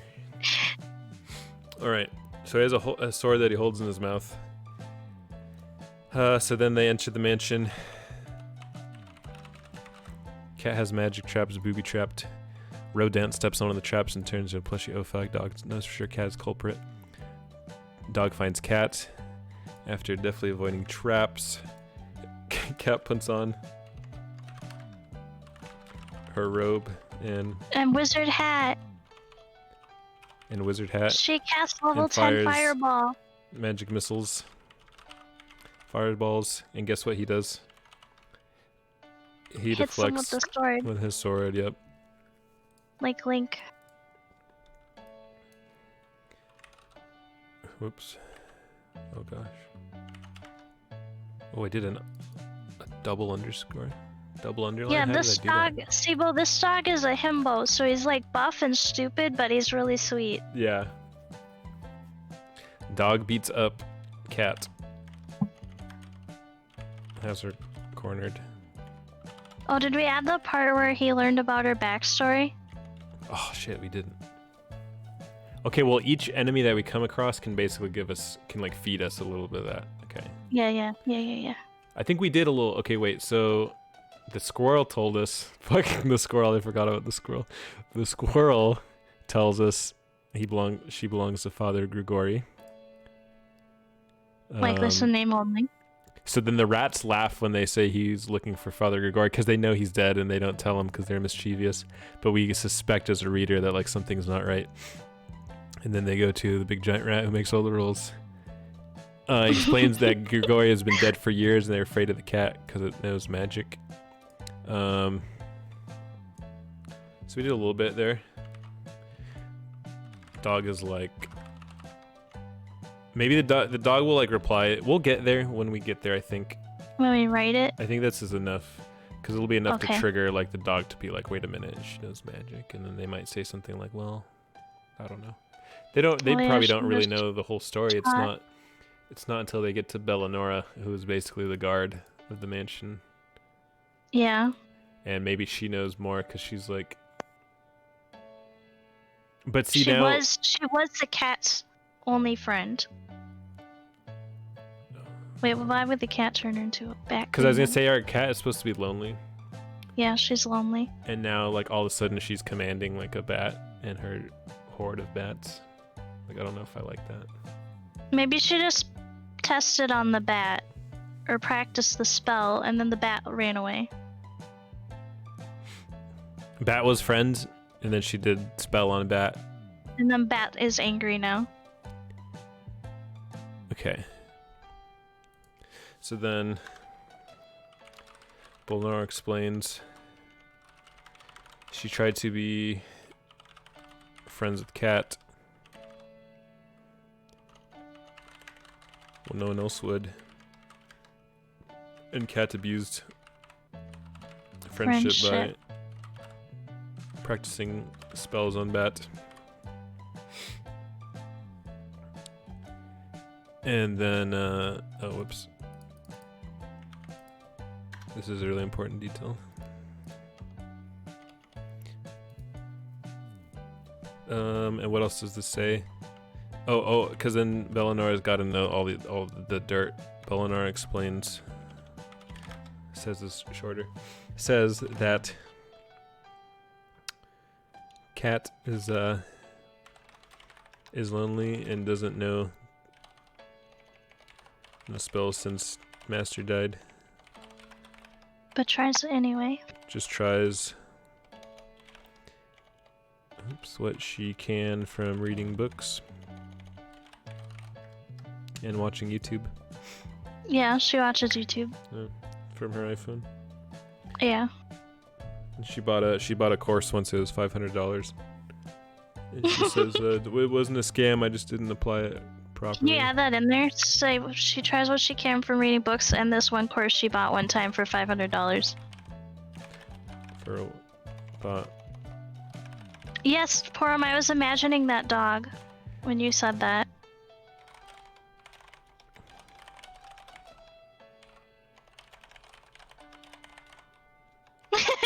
Yes. Okay. So this explains everything. So okay, we've got earlier. We know that she lived with a person. We know that person's dead. We know she's been alone for a long time. And we know that she's doing all this stuff by herself. And then it kind of explains why everything's all fucked up. Rodent makes a snarky comment about like, yeah, that explains. Everything's all messed up here. Just something that says like, because our dog's just a himbo. It's like Rodent who pieces it, who just like makes a slight comment. He's the guy that's there just to explain everything that's happening, like in the animes. Yeah. You know, you got your main two people fighting, and then you have all the side characters on the side being like, "Oh, he did this. That means this will happen." Yeah, you know? yeah. He's one of those guys. I agree. Even though supposedly he makes all of the rules. Mm-hmm. That only applies to Ravenholm. I wonder if I'm like subconsciously rewriting JoJo Part 1. I think there's one plot hole though. I mean, it's like my least favorite part of JoJo, but here it is. What's our big plot hole? So the cat is jealous of the dog, right? But how would the cat know the dog? Well, okay, maybe she was just in the town for something. I was gonna say, if we've gone really far from the town for the cat to just like... to meet the dog at the beginning, right? Because maybe she just traveled there for something. Because she's a witch, so she probably has a broom. Shit. I mean, we could always...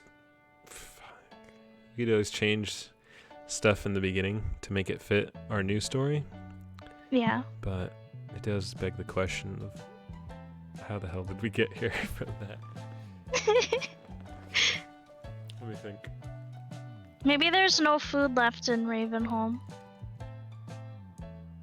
I mean, because of a Ravenholm's, zombie situation that happened earlier. Excuse my language, but Ravenholm's kind of a shithole, right?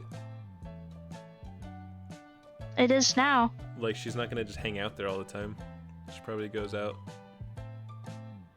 Yeah. Well, she doesn't live in Ravenholm, right? She just lives nearby. But why does Bellanora know? There's a dramatic flashback, and the dog slighted the cat by farting.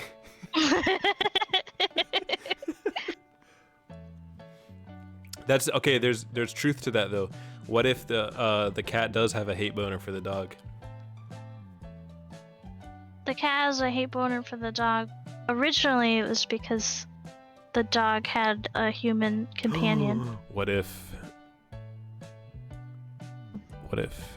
the orphan is like the granddaughter of Grigori, or something like that? Oh, and since he died, she got sent away to the orphanage. Yeah, and then she goes there to hang out and stalk her, just to find that the fucking dog is there instead. Oh. Okay. Perfect. Where the fuck are we gonna write that down?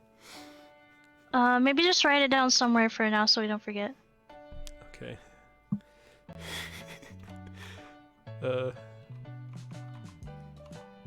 Caps lock on.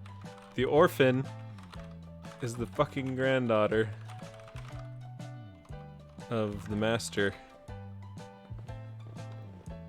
of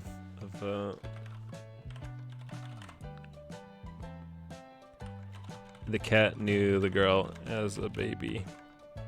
She comes to town to watch her, but is disgusted to find that you're writing that. she loves, that she prefers dog. This is a parallel to how dog feels about duck. Wow, I've forgotten about Duck for a little while there. Duck is kind of just there, you know? And then what else? Wait, hold on, I just had a thought. The cat knew the girl was baby. She comes to town. She sees this as another betrayal. Betrayal 1. And that's part of the way she wants to eat the duck? Him dying. Part of the reason? And betrayal 2. She chose another. Two other animals, technically. Maybe the cat was always too shy to go up to her. I feel like she went there and then she saw the dog there and was like, and she didn't even try. Yeah, that's what happened. Because the girl's kind of all animals. Yeah. Sibo Man, glad you're enjoying. We're getting into it here. This is a solid story. This is where it gets fun. I mean, like, you build the puzzle pieces yourself and then you're trying to shove all the pieces together. You know? Yeah. So then what happens? Wait. So why does she want the duck again? She wants to eat the duck. Maybe she drew the line because the girl got another friend. Yeah. And she was hungry. Anyway. Ducky has submitted her audition now. My full attention is on the story. I'm here for your brainful. I'm proud of you, Duck. Good job, Duck. I mean, Ducky. Duck. She steals Duck to... How about this? Just as simple. To bring harm to Orphan Girl. Just to be spiteful. Yeah. Because she's angry. And also to the dog. Because now he has to suffer as girl is taken away. It's that simple.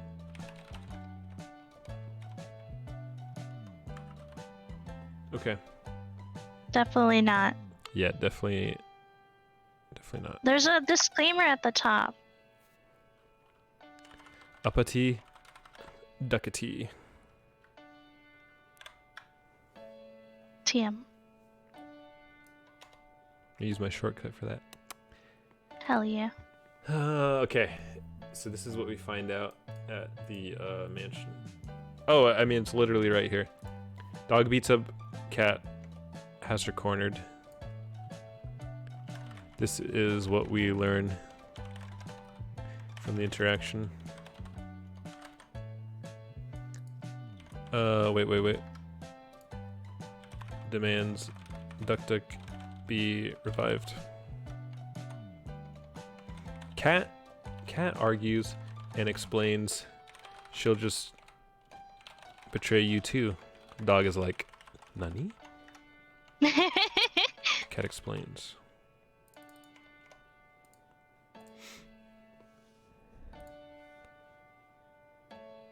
Okay. And then is Act 3 just the like resolution? Well, not quite, because okay, so he beat her up. He beat up the cat, and she just revealed all this stuff. But it doesn't necessarily mean she hasn't like changed her mind about anything, right? Yeah. So like something has to happen, and the duck hasn't even been revived yet. She's just straight up said, "I'm not going to do it," and here's the reason why. So, Dog thinks about it for like 10 seconds. I don't think Dog is very convinced that girl would do this to him. No, he doesn't believe girl will do that to him. He's not convinced. Maybe he can somehow tell the cat is just lonely from maybe what she's saying. Yeah.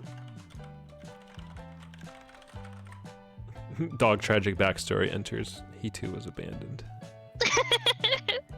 Good. Flush that out a little bit.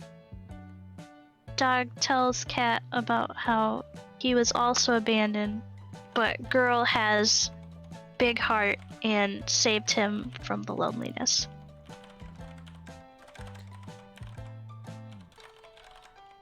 The Dorage. Sometimes I have Dorage. Dog was also abandoned once he had the courage to love again, because of little Lady Katie, who then breaks out into tap dance and song. And her masterful dive bar. No, she's a little lady. She's not a. That's old Lady Katie. That'll be at the end. It will do a thing where we say, where are these characters now? And old Lady Katie grew up to run her own dive bar. Jesus. Called the Gotcha Goose. Yeah. Dog promises it'll be okay and convinces Cat to join side and revive Duck. How about that? Yeah. Is that too? The power of friendship. Yeah, power of friendship type shit. Yep. Sibo man, you got some popcorn? Pass it over. Yeah, I could use some popcorn. Oh, hi, baby cat. I know you're not gonna stay, but I'll pet you. Almost thought baby cat was like a user in the chat. No, just my baby cat. Bye. Bye, baby cat. She just jumps up here and then leaves every time. Baby duck.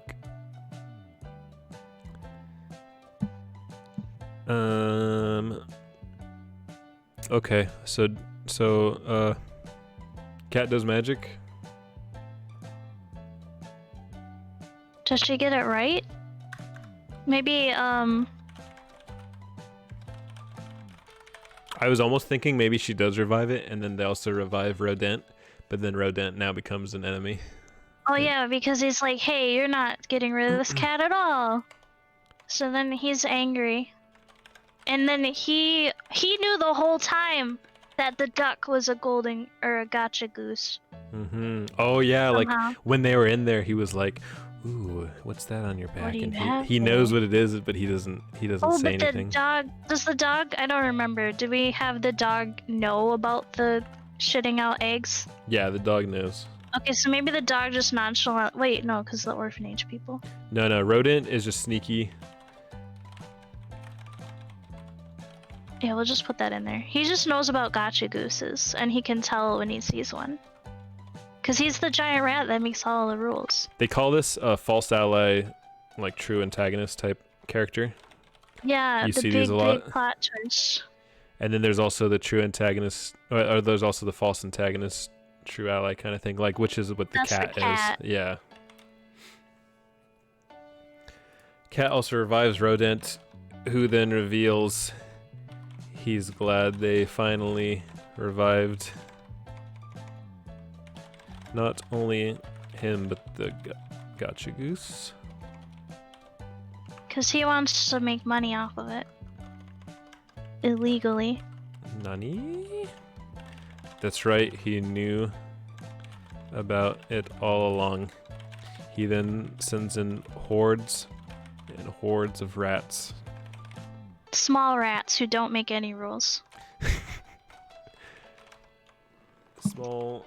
Man, my left hand's getting a workout. Oh, say small rats who have no say over the rules. I kind of liked who don't make any rules. Okay. What's the original? He makes all the rules? Yeah, that's the giant rat. He makes all the rules. Who don't make okay, any they rules. don't make any rules. And maybe the cat casts a spell that gets rid of most of them. Well, Ducky, I only let my left hand sore because throughout my typing career, I have cheated by using like 2 fingers to type on that side. And now that I'm forced to use my pinky and ring finger, it's like my wrist is getting a whole workout. It's pretty brutal. Wait, what'd you say, Mystia? I don't recall. Fuck. It's gone. Someone go back. Oh wait, the cat. Maybe the cat cast some type of spell to get rid of most of the henchman rats. Wait, what if there's like a moment here where the cat doesn't believe in herself? Oh, because she's always messing up the spells. Or like when the cat gets nervous, she messes things up. And Duck Duck can read the book. So Duck Duck can help her Oh, there we go. cast spells. I mean, like, it's totally out there, but I think it works really well, so I'm just gonna go with it. I think it's really good. But Duck Duck can read the books. Holy shit. So he reads the spells for Cat, who is then able to do the spells. And thus we all rely on Duck Duck, who has proven to be useful. Plus Reliable? Dog and Cat swallow their own pride and accept this new friend. Yeah. And now they're all friends.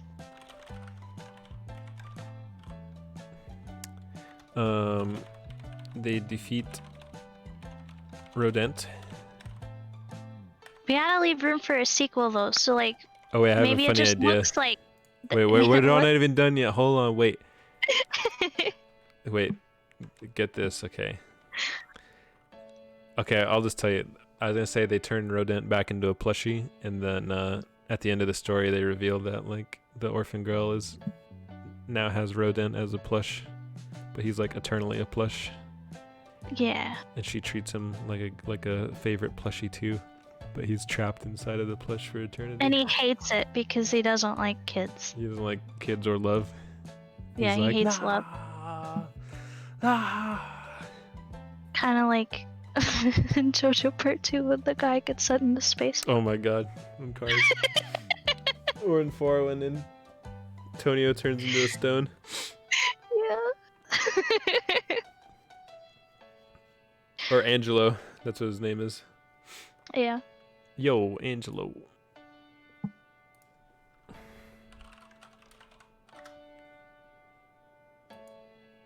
Watch when we get DMCA'd. Yo, Angelo. あれねえこんな岩あったっけああ、最初はこんな風じゃなかったけどな。最初 Is that the guy that likes まあいいか hands? よアンジェロ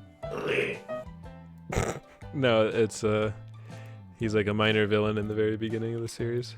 Oh, okay. I've probably seen that part. I just don't remember.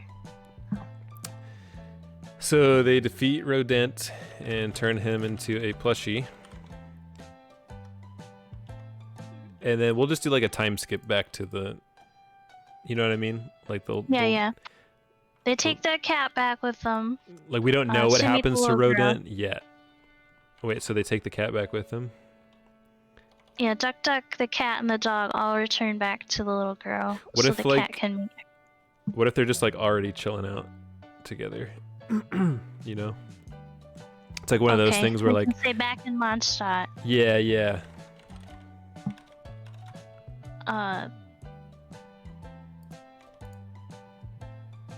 The dog and Duck Duck introduced the little girl to the cat. Oh shit, we forgot. Oh wait, they can't speak. I mean, they No. don't need to speak. They No, can the girl's been interpret taken dance. away. Oh, maybe they didn't take the girl away though. Maybe they just beat her up or something.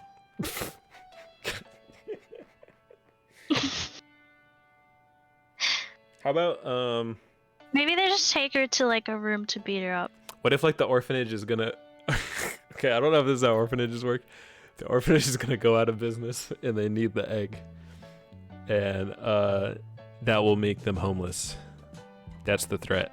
So then Oh yeah. So they don't take the girl away, but the girl's home is being threatened. But what if it's not an orphanage then? And what if it's like a bakery or something and then she lives with these people and she's an orphan? And then if they go out of business and they lose the building. How about something like that? Yeah. You know? And they're only taking care of her because how's an orphanage stay in business? They just keep getting more orphans. donations. They keep killing parents to get more orphans to get donated. I don't know actually, like what happens if Just an kidding. orphanage Yeah, runs they're out of probably children. government paid or something. Dark.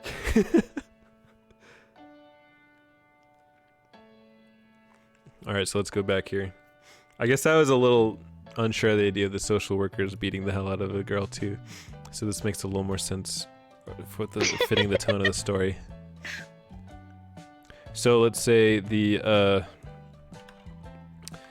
foster parents find the plastic head and tell us that Duck Duck was a fabled gotcha goose. The orphan lives at a not a bakery, A struggling business of some sort.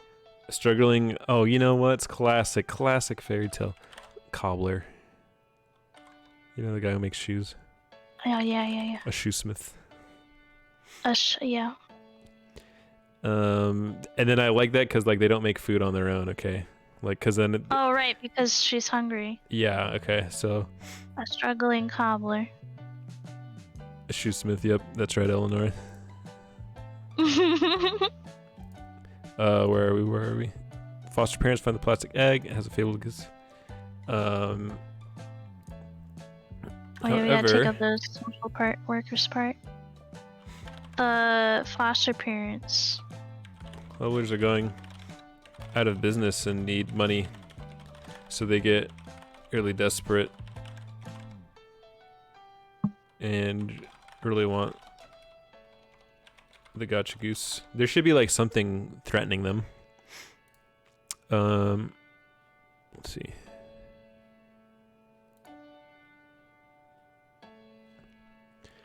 So like, how about this? Like, she casually mentions that her parents have been stricter than usual about her buying Porum snacks because they need all the money they can save. Yeah. They're mad that she's Taking in always- all these animals. Yeah. Buying snacks and taking in animals they can't afford to care for. To feed, rather. They don't really care for them, they're just strays.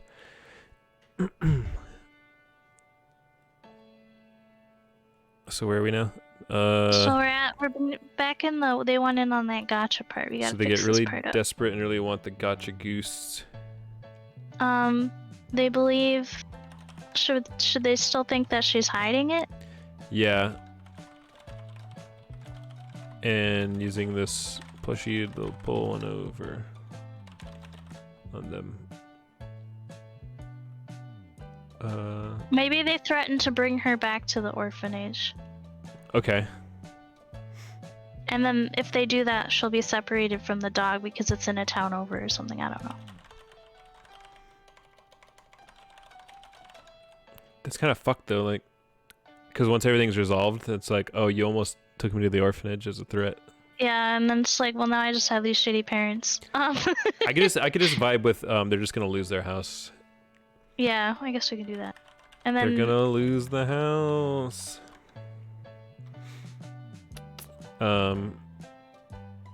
Yeah, the cobbler house. They live in a big. You want to see what the house looks like, Porum? yeah, let's look at the house.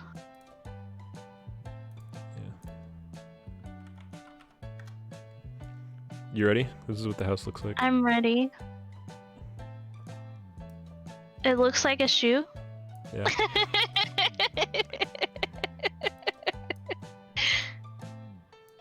Oh. This is where they live. Can that whole thing just be a chimney?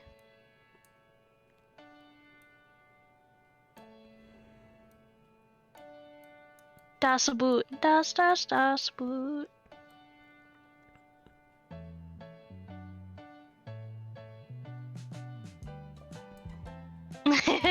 That's a beautiful dog.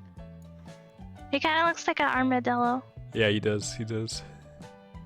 We'll draw the duck.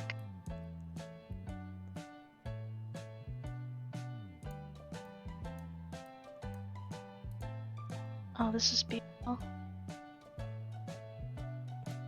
Oh, this is at the end. Everybody's back home now.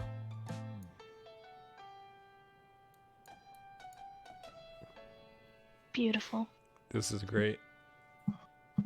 Oh, I recognize it's a little. Yeah, okay, there we go. What a happy little household. Right? Even This if- is a happy ending right here. Even if they are poor. But one day that gotcha goose has. will just That shit out. Gotcha Goose will lay that gold egg, and then they'll be set. If they feed the duck a $5 bill, it has another chance of pooping out the golden egg. For every $5 bill they feed this duck, the rate increases. Yeah. Agreed.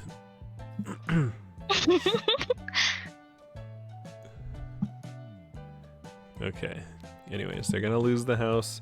So I think that maybe they just grab her like, you're go to your room, you're gonna get inside. You know, that kind of thing, and that's when the dog tries to intervene.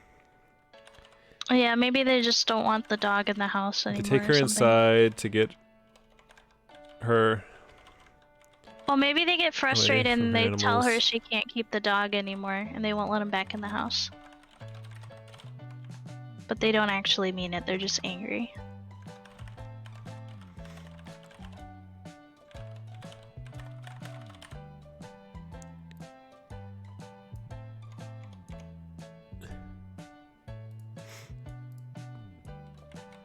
I feel like this is pretty solid.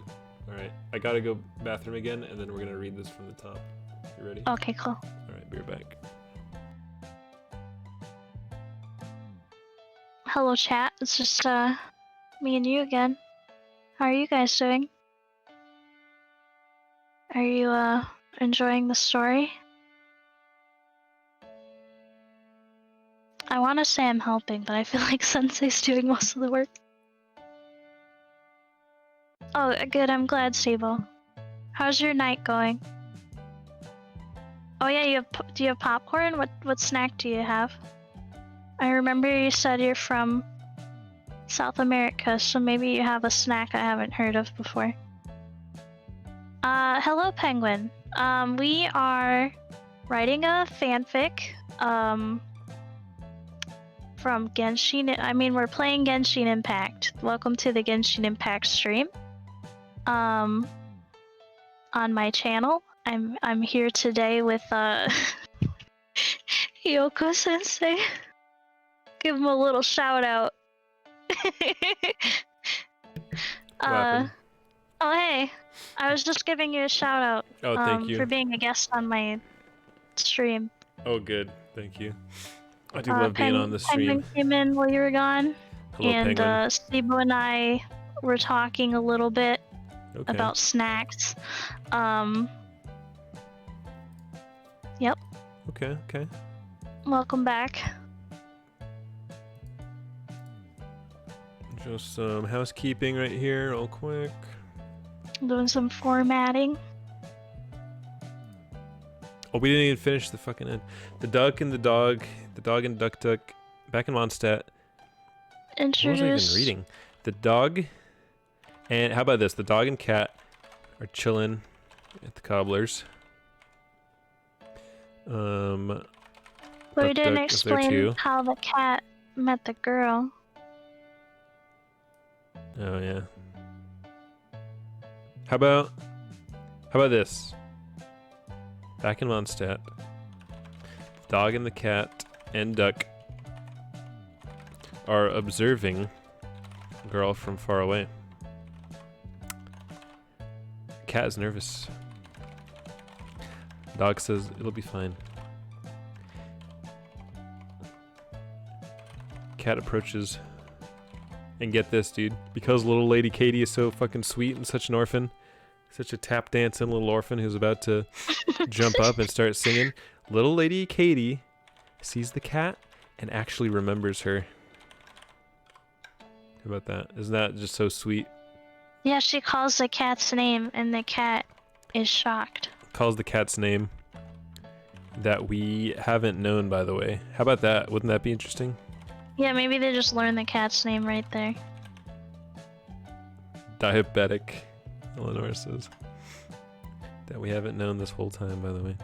Who's diabetic? And because it's so cat sweet. is won over and realizes, like, love is real and stuff. And stuff. So then they're happy, right? Well, so then everyone is all happy. But the gotcha maybe goose... Ducky is so happy she shits out a golden egg. Yeah, Tuck is so happy she shits out a golden egg. I mean, your mom is so stupid she doesn't play Candy Crush because she's got diabetes. Nice. I gotcha. I got what you're putting down. Penguin. I do that every time I hear Misty. I just get so happy. Golden shits. So how many golden shits have you gotten by now? It's been 2 hours of me talking. Are you rich? The family is now able to afford their shoe house. And everyone lives happily ever after. Ever after with all of the pets.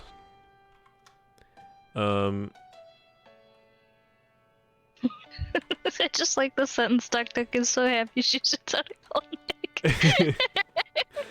Also the girl now has a rat plushie. I did say a heckin' swear. She's specifically like... It happens sometimes. Rodent. How about that? Yeah. Alright. But none of the animals take note of it.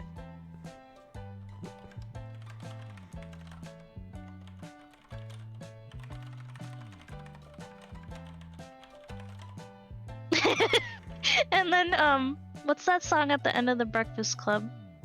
Oh, what's it called? Don't you forget about me. Yes. Okay. What a great story. Oh, that actually fits too, because of the cat's backstory. Yeah. Okay. So for those who are just tuning in, how many people do we have in the chat? We have a good amount. 12. 12. Okay. At least it says 12 for me. Sometimes it's wonky. For those, oh, thank you, Eleanor, for the claps. For those who have just come in, we started with this list of prompts. Everyone from Penguin to Yumemi submitted some ideas to this, and we chose the 3 ones that just stuck out to us. We didn't necessarily choose one prompt. We just picked and choose. And what we got picked was one from each section. Yeah. So we got a precious toggle, a ritual circle, and a lifeless bird plushie that used to be Hiyoko and used to be brought back to life, but was changed into Duck Duck the Gotcha Goose. Yep. And we learned our first sensei lesson, which is don't start with cool plot ideas, as tempting as it may be. Always start with the characters, which we kind of... We messed up, and we started with the characters, moved into the plot, and went back to the characters. Yeah, as long as you remember soon enough to go back and get the characters, you're good, but... Oh god. Oh god. I have a 50,000 word mistake where I started with the plot first. It's really hard to untangle. Oh boy. So we have Griffith Inugami the dog. He's a bit of a himbo, like a bimbo, but a guy. He's kind, he's a buff dog, he's dumb. He's like a dumb jock who means well, probably nice to everyone. He loves the Porum snacks that the orphan gives him. Oh, they gotta eat Porum snacks at the end, of course. Like they gotta have like mom brings out the pizza rolls. But it's a plate of Porum snacks because pizza rolls are a disgrace now. Yeah, that's true.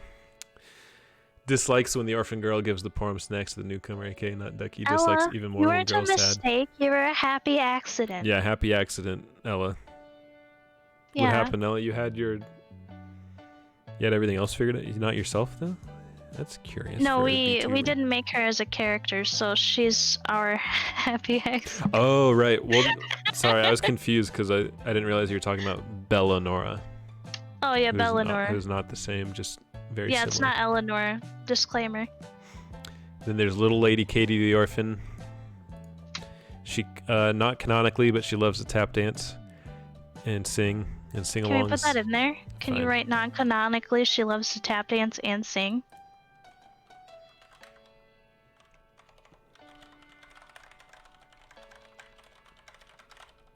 And maybe as a stream, or just do it on your own, but we need you to draw all these characters.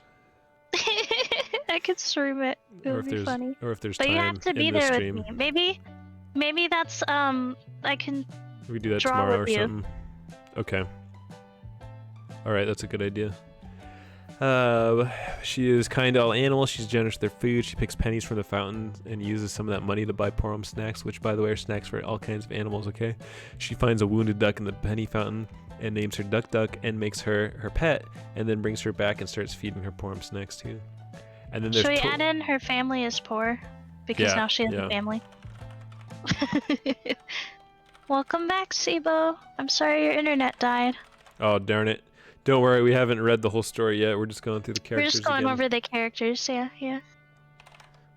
Losing the farm, I mean the business. And be homeless. Yeah. Tori Celeste, the witch cat, resemblances are coincidental. Lonely and hungry cat, jealous of the dog, jealous of Duck Duck, wants to eat Duck Duck, some dairy for animals, standoffish to the dogs, other animals. She's a familiar who wasn't properly trained on magic, but she has read the books of her deaded lady. Oh yeah, it's not lady anymore. Now it's that one guy, Gregory. But we can make her a lady. It's not too late. Nah, it can be a dude. All right. Her deaded master. I mean, we had to change his name anyways. We literally can't call him Father Gregory. Plot twist: she turned Duck Duck into a plushie after luring her. Just make it Greg. Like yeah. I'm old Greg. Greg.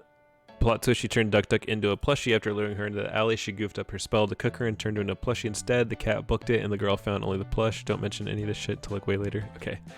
Plot twist 2.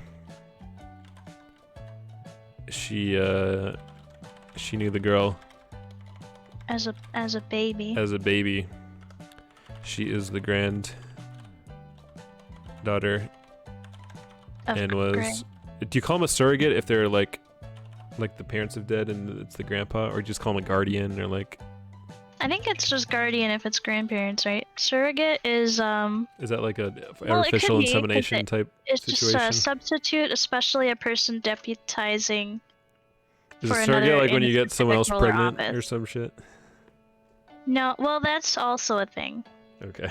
That's the adjective, like a surrogate mother. Gotcha. But the noun is a substitute, basically. Thank you, Google. I'm not that smart. As a baby, she's the granddaughter.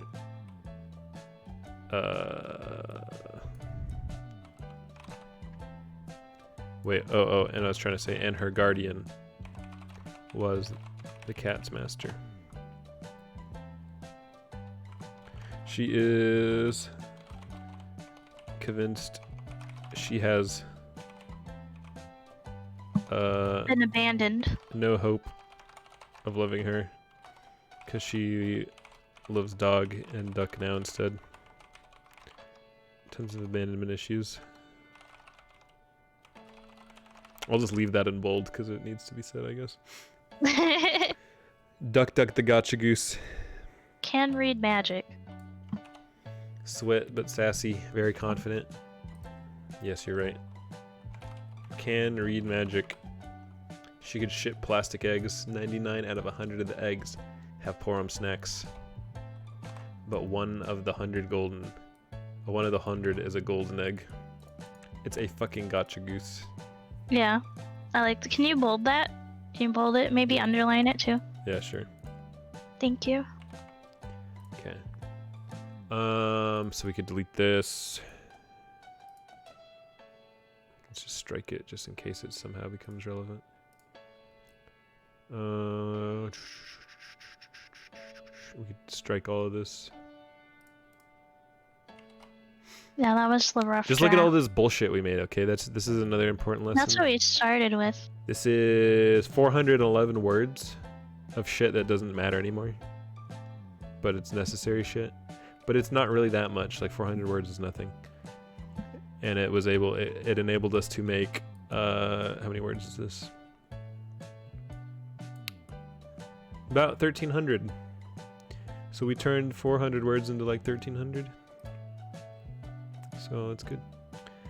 All right, so you gonna read this or me? I can read it. All right, hold on. You have to read it with all like my really bad writing in it too. Like this is like the way I take notes to myself, and like no I matter read what things I do. as they're written. All right, tell me when Act to. 1. Okay. There is a stray dog who lives in Mondstadt. He is on his way to meet orphan girl who feeds him Porum snacks. The orphan lives at a struggling cobbler, Shoesmith.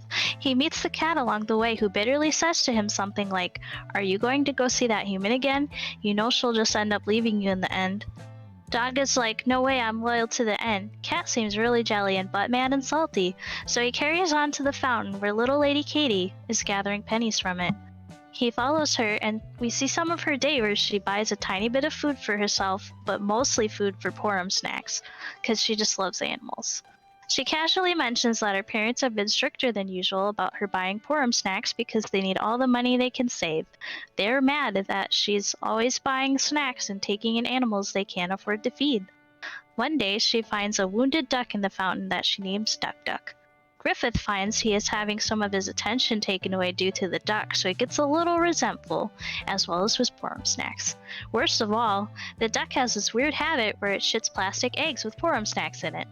The dog hates to admit it, but this is actually good because the eggs have Porum snacks inside them. We meet the cat again, and the cat floats the idea of getting rid of the duck because she is hungry. We need to have we should old remove lady. that part, maybe. We need to have little lady Katie says.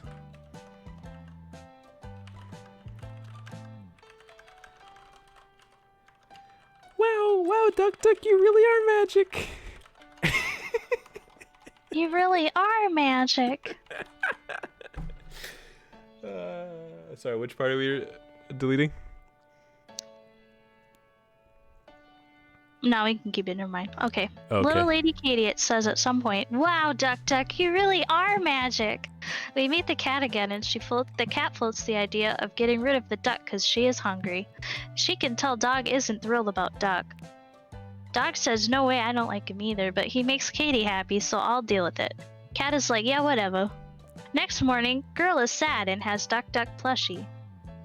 She says Cat stole Duck Duck and she chased it, and when she caught up, Duck Duck was a plushie. No humans believe this of. She's sad because Duck is plush. Dog is relieved. He thinks, he'll just be a dog and cheer her up. Doesn't really work, but he doesn't know what else to do. Maybe he's guilty a bit. The foster parents finds the plastic egg and tells us that Duck Duck was a fabled gotcha goose, which has a 0.6% rate of dropping a golden egg. Katie doesn't care so much, she just wants her new friend back. However, the cobblers are going out of business and need money, so they get really desperate and really want the gotcha goose. They believe she is hiding the real goose and using this plushie to pull one over on them. They're gonna lose the house! They take her inside to get her away from the animals. You can't keep the dog anymore. They are mad. They take her forcefully inside. Dog is like, oh shit. Dog intervenes to save girl, but in the scuffle he ends up only with plushie. Dog is left with plushie and no girl. Act 2 begins. Dog knows what's up. He knows Cat is behind it based on girl's story. He goes to find her. He goes around and sleuths for how to find out where the cat is. The dog learns from an old crotchety squirrel that the cat belongs to Father Gregory, likeness and name only, who lives in Ravenholm from Half-Life 2 but without the zombies and no relation to the game. Father Greg. He gets to Ravenholm, which he is not familiar with and scared of, and he finds some rats that attack him. And he beats them up and asks them, where's the cat? Where's Father Greg? The rats laugh at him and say, look bub, no info is free, but you kicked our ass, so we'll take you to the big giant rat who makes all of the rules. Dog is taken to the giant rat who lives in the sewer, aka Rodent. He explains that Greg has been dead for years and that they are afraid of that cat because it knows magic. Rodent is thrilled because they know that Dog can get rid of the cat, so he leads them there. By the way, Rodent knows about the gotcha goose and is evil, false ally / true antagonist. They're her bat enemies. Cat has presided spells on them, so they're not in their right mind. There is one bat queen named Bellanora who got mutated from a normal bat, so she's smart now, and she commands all the other bats. They defeat Bellanora and she gives them Dragon Slayer two-handed sword, which he holds in his mouth like Seep, no relation to the real one from Dark Souls. Bellanora explains she tried to be friends with Cat when no one else would, and Cat abused friendship by practicing spells on Bat. Bellanora says that Cat is lonely and doesn't know spells since Master died, just tries what she can from reading books. And this one course she bought one time for $5.99, which she claims isn't a bad course, it just doesn't work for everyone, it wasn't a waste. Rodent makes a snarky comment about, yeah, that explains why everything's all messed up here. They enter the mansion. Cat has magic traps booby-trapped. Rodent steps in one of the traps and turns into a plushie. Oh fuck. Dog knows for sure that Cat is the culprit. Dog finds Cat after deftly avoiding traps. Cat puts on her robe and wizard hat and fires magic missiles and level 10 fireball. He deflects with his sword. Dog beats up Cat, has her cornered. Demands Duck Duck be revived. Cat argues and explains she'll just betray you too. Dog is like, Nani?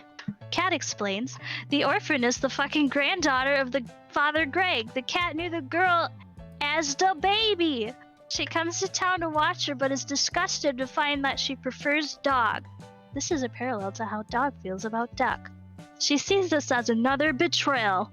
Betrayal 1, him dying, and betrayal 2, she choose another's. I'm gonna take some water. She steals Duck Duck to bring harm to... What? Another's.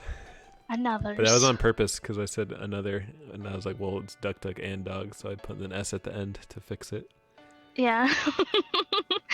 She steals Duck Duck to bring harm to Orphan Girl to be spiteful and stuff, and also to the dog because now he has to suffer as Girl is taken away. Dog thinks about it for 10 seconds. He's not convinced. He can tell Cat is lonely. Dog was also abandoned once and he had the courage to love again cause little Lady Katie. Dog promises it'll be okay and convinces Cat to join side and revive Duck Duck. Cat does magic to revive Duck Duck. Cat also revives Rodent, who then reveals he's glad they finally revived not only him, but the gotcha goose. Nani? That's right, he knew about it all along. He then sends in hordes and hordes of rats, small rats who don't make any rules. The cat gets nervous and can't perform spells, but Duck Duck can read the books. Holy shit. So she reads the spells for Cat, who is unable to do the spells, and thus We all rely on Duck Duck, who has proven to be useful. Plus, Dog and Cat swallow their own pride and accept this new friend. They all friends now. They defeat Rodent and turn him into a plushie. Oh, hi, Prince. Hello, Welcome to Prince. the story. Act 3. Back in Mondstadt, the dog and the cat and the duck are observing girl from far away. Cat is nervous. Dog says it'll be fine. Cat approaches. Little Lady Katie sees the cat and actually remembers her. She calls the cat's name, that we haven't known this whole time, by the way. And Cat is won over and realizes, like, love is real and stuff. So then everyone is all happy. Duck Duck is so happy she shits out a golden egg. The family is now able to afford their shoe house and can live happily ever after with all of the pets. Also, the girl now has a rat plushie that looks suspiciously like Rodent, but nobody takes note and everyone laugh and jump in freeze frame. Don't you forget about me then, please. The end. The end. Hey, look at this. Unless, can you put unless? Just unless. Yay! And thank you, Eleanor, for Pachis. Pachi. Oh, all right. Well, that's we got the foundation now. It's a whole story. So now, next phase is we have to do the, like I was explaining earlier, the Kisho Tenketsu, or Pacho, or whatever it was Porum said. That doesn't mean but. Ass. And yes. And then we'll have a written thing, which I'll write outside of stream because I don't write well under pressure. I don't think people should do that necessarily. Right in front of people properly? Like, people can write dog shit drafts in front of people, that's okay, but when you're trying to edit and stuff, it's usually better to do it in private. This is a beautiful draft. I don't know what you're talking about. Yeah, it's a really good draft. Well, it's not even a manuscript though, is the thing. It's just an outline. Yeah. And a rough one at that. So there will be some cleaning up to do, but everything's like solid though. We got a story. I think we've got all the plot holes covered. So it's like we kind of just gotta like figure out the divisions of the chapters and stuff. Oh, Porum, Yeah. I'll show you how to make it painless. Just like we've made today's outline pretty painless. We've turned some wayward prompt items into this glorious story about a gotcha goose That shits out egg. that shits out golden eggs with a 0.6% chance. Drop rate, yeah. That fucking RNG. One day you'll get venti. Yeah, one day. What if he shits out Venti instead? That would be terrifying for everyone involved. Porum, you translate? What do you translate from into?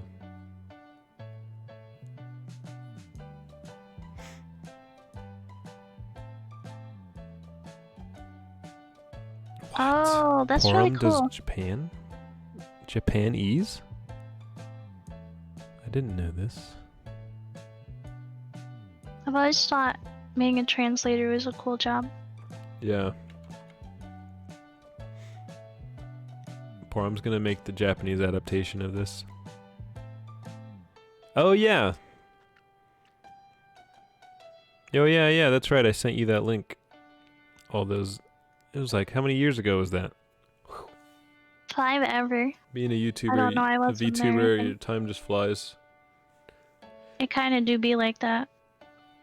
I don't know what translators get paid, but I imagine they need to get paid more. I mean, usually those types of jobs, they don't get paid nearly what they're worth. Porum, is it a hobby for you or is it your actual job? You translate Sensei's farts? Translate them what into your mouth? You translate them into calories that you burn off?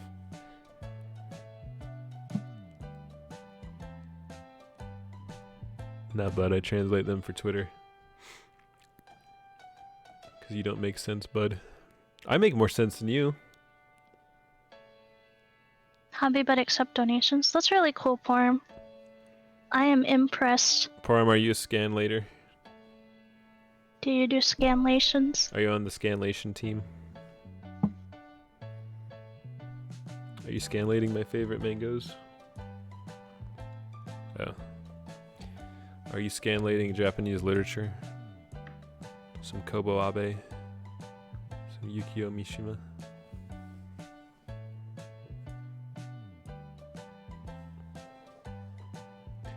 We're gonna make the VTuber scanlation team. I'll do the typesetting.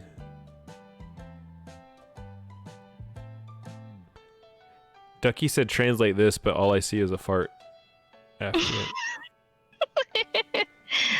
Maybe that's her shitting out the golden egg. Oh yeah. Ducky is VTuber Love Confession.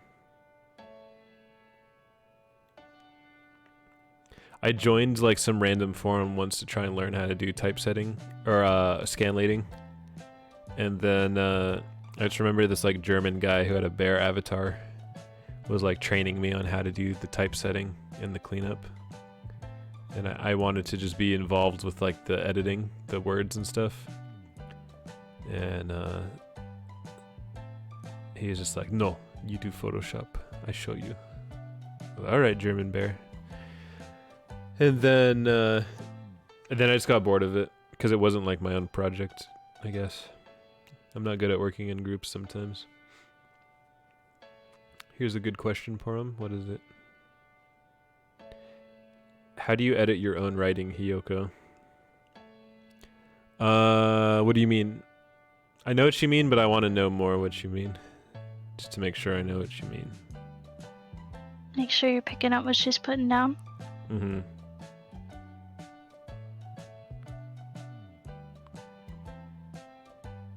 I'm not a writer, but I kind of feel that with drawings sometimes. Like, I don't see my mistakes at first.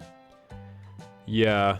So where I forced myself to learn to write, like I was begging for a job writing, and I was writing these air conditioning blogs, like 15 blogs a week, 500 words each, and it was like the same subject over and over, and so 15 times 500 a week, whatever that is how many words we were writing, and I like just forced myself to write and edit at the same time, but I don't really think that's the best method. I prefer to just like write a giant piece of shit and then fix it. And what I'll do is I'll do something kind of like what we just did here. Like, so I'll do all of this work, get everything straightened out, and have all these goofy ass notes to myself. Like the way I write is like notes to myself, almost like the intonations I use, like gachagus nani? Like that's like a meme, but it also says to me that this is the a big little surprise. This is like a little bit of the effect that I want to retain. Just so these are all like little subtle notes to myself, and then I write the stuff as best as I can. I just try to keep it succinct and very simple. I used to try to write very complicated and dumb, and now I write very simple. And then yeah, I think you're right. I take some time off. Like I'll work in a sprint, and then I'll take a little time off and go back to it, and then I'll always save like a new draft of it, like a whole new file, so that if I ever fuck something up, I can go back to a previous draft. And I'll do the thing sometimes where I read it out loud. I also do a thing sometimes where I try to skim it as fast as I can, almost. Because if you're able to skim a piece of writing and still understand it well, then you've likely written it very clearly and concisely. Whereas if you can't skim it, then you might be overwriting it. You might be overcomplicating it. So it depends a little bit on what you're going for. If you're trying to be Vladimir Nabokov, or if you're trying to be fucking BuzzFeed.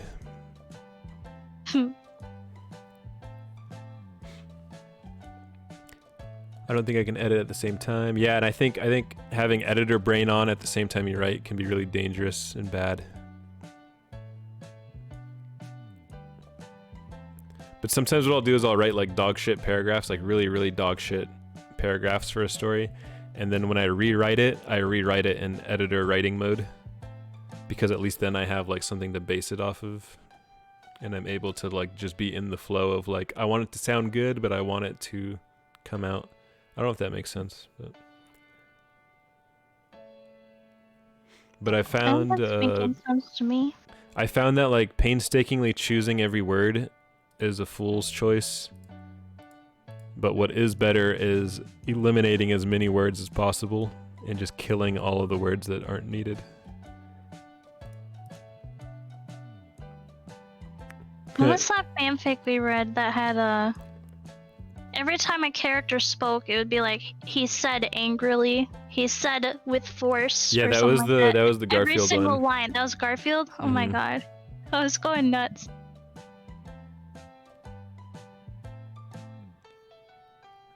Porum says, my translation software is line by line, so the flow as a whole can get really messed up. Dude, I can't even imagine, especially with the sentence structures being like reversed. I'll go back to read it the next day and be like, what the hell was I thinking? This is so literal and terrible. Oh, you mean like a literal translation? Like it's too like it doesn't make sense in English. Dude, I was trying to translate a manga once that no one else was translating. And I was posting about it on some forums and I was doing my best. And I was like, I remember being stuck. I was like, should I do it literally and then fix it? Or like, how much liberty do I have to change how they're saying things? And then some dude contacted me and was like, hey, me and my friends are already working on this manga. You don't have to do it. And I was like, just asked them for general tips. And he sent me back some of the samples of what they translated. And so I got to compare my version with their version, basically. And theirs was like very liberal with it, and they captured the tone more. And I was like, oh, I guess I didn't know I was allowed to like do that when I translate, you know?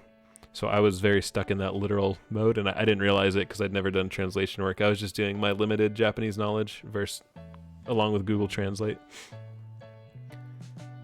Translate ideas, not words. That's pretty relieving to know then. I feel like I could do that a little bit. I'd still feel like I was faking it for sure. Well, you gotta start somewhere, right? Yeah, it's just hard to like, you don't have an answer book. Like, how do you know you're doing it right? And then you keep you keep reinforcing the ideas, then you're teaching yourself wrong. But Maybe it'd be cool you need to a course for $5.99. That definitely wasn't a waste. Oh yeah, for sure. But it'd be cool to like be on a team where like they give me a section and I translate it the best way I can, and then they come back and say, okay, you should tweak this, and this part's good, and you should do this part. Sibo, you're here with us in spirit, even if you're disconnecting.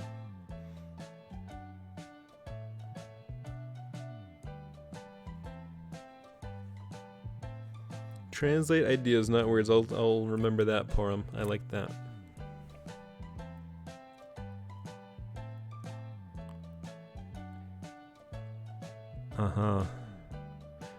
Yeah, I was in a few Japanese discords, but usually it's scary and overwhelming when you're not keeping up with the studies. And also I agree with Eleonora.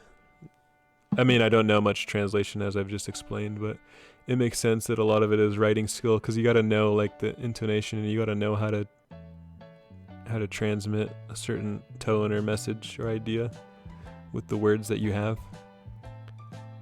Like knowing the subtle differences between how to say things, I imagine, is a very big part of it. Because, you know, we've read the Duwong JoJo. And if you haven't,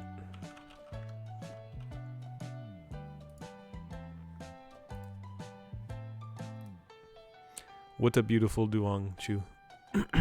Damn, it hurts. You okay, retard? I am wood. Stupid. No, it's nothing. The rain sounds like Josuke. I am the fucking strunk. Oh my god, what is this? Hurry, look, he's getting suspicious, not coming in. Aren't you very good friends? Call him in, then you can go. You don't want to die, do you? If I lure him in, give him to you. And then just Japanese characters. It's not even translated there. The first time I saw her with hands on her knee, how do I say this? I had a boner. That's not really different from the original though, from the actual. Get a feeling so complicated. Here's a good example. Like, it probably literally said something like this in the translation. Like a literal translation would be like, he's getting a feeling that's very complicated, and you get that, right? But that doesn't make it doesn't sound make right. sense in English, so you have to kind of reword it. Yeah, it doesn't sound right. Which is where the translating ideas probably comes into play. But it could be anything. It could be like, oh man, this is a tough feeling to deal with. Like that. I mean, that's not like normal. Okay, I'm saying that's one example, and that's kind of weird. But then something really common would be like, oh man, I don't know what to do. Like it could be like totally different. It doesn't say it literally at all. Yeah. Prince wants me to play the JoJo medley.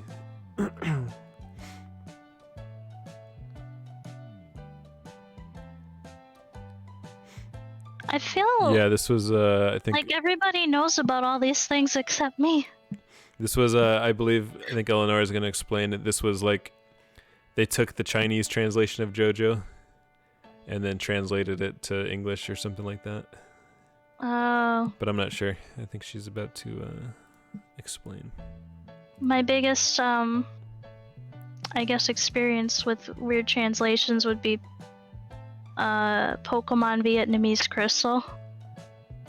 But that's when they translated it into Vietnamese back to English, I think. So it's all messed up. Wait, he didn't translate the Chinese, Eleanor? I'm so confused. So he spoke one language, and he translated the Japanese one. Chinese? What, into Chinese? And then someone translated the Chinese into English? Is that what happened? Yeah, I think that's what it is.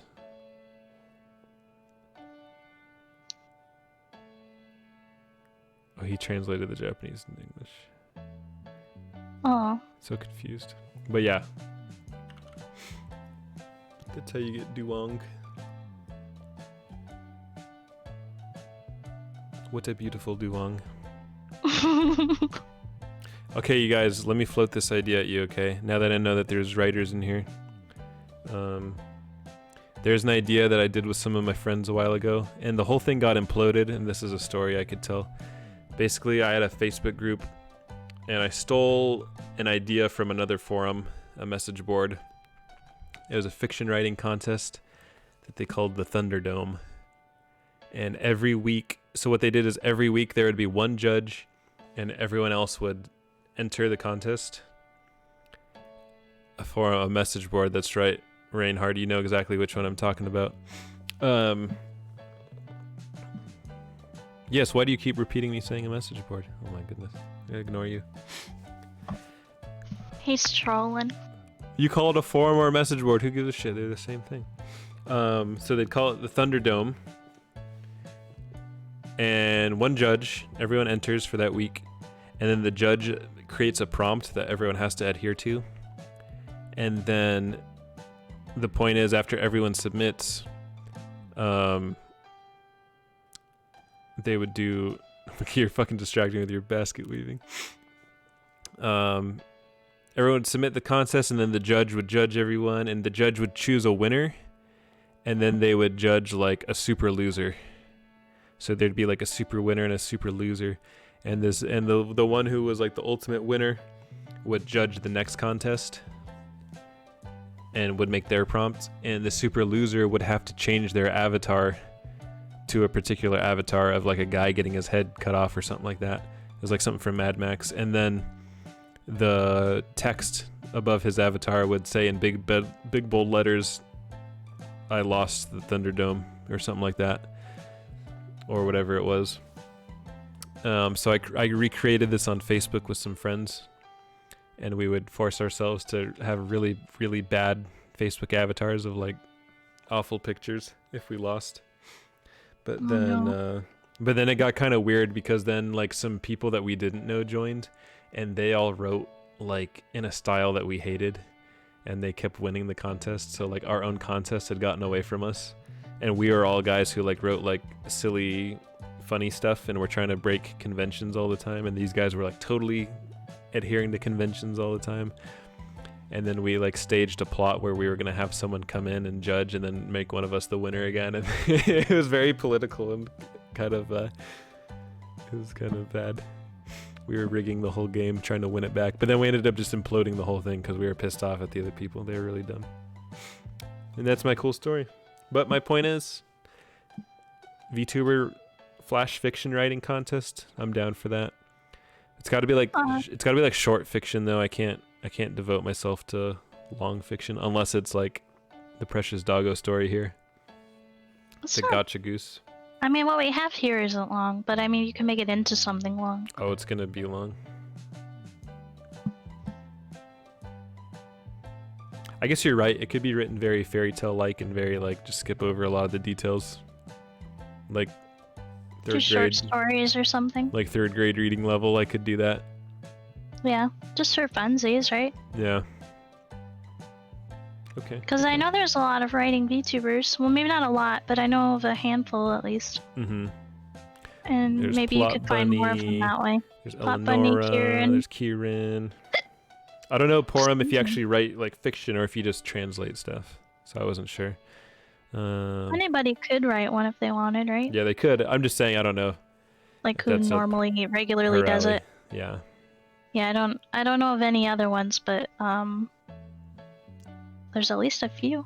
Yeah. VTubers come in many talents, shapes, and sizes. Yep, some are mortals and some are gods. Some are princes and little penguins.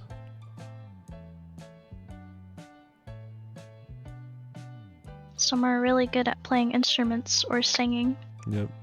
Some are bad at everything. Yeah, yeah.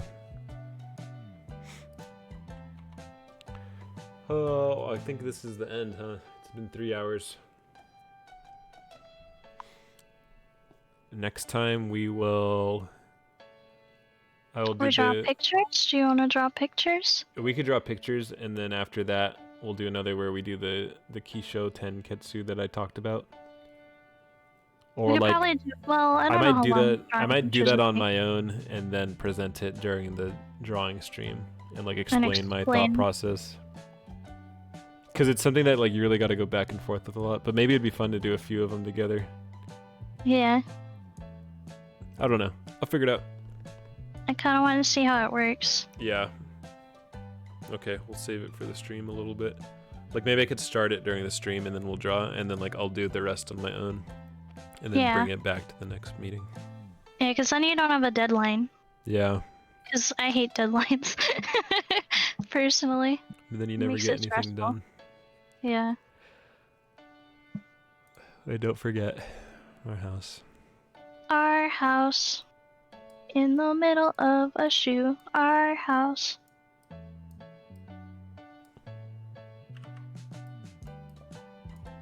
Beautiful. Is that how shoe work? Yeah. Yeah. Like that kind of, right? Yeah, that's the shoe. It's got the little shoe tongue up there, you know? Yeah.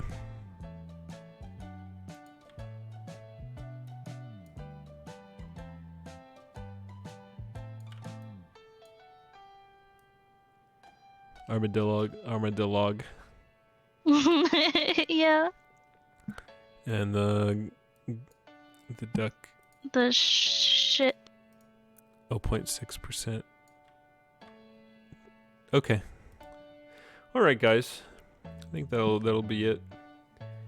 Thanks for attending the story writing session. Hope you had fun. Thanks for hanging out. I'm grateful of the interaction throughout. Yeah, Sibo, I'm glad you got a kick out of it. We did have some pretty good moments in there. Thanks for joining me on my stream. 4 a.m. there? Alright, we'll definitely Oh my goodness. We'll Go to sleep, Sibo. We'll put this to bed for sure then. For your sake. Alrighty. Good night, everybody. Good night, everyone. We'll let you know next time when we're doing more of this. If you liked. You're welcome. Don't forget to smash that like button. Smash. Hit the notification bell. And subscribe. and drop a comment. Tell me what you thought. Yeah. Okay. Wait, are you raiding? Sibo's having a good time. Oh, let's raid. Who I raid? see Rumi, Zomast. You wanna raid Zo? Yeah, let me scope out. Zomast?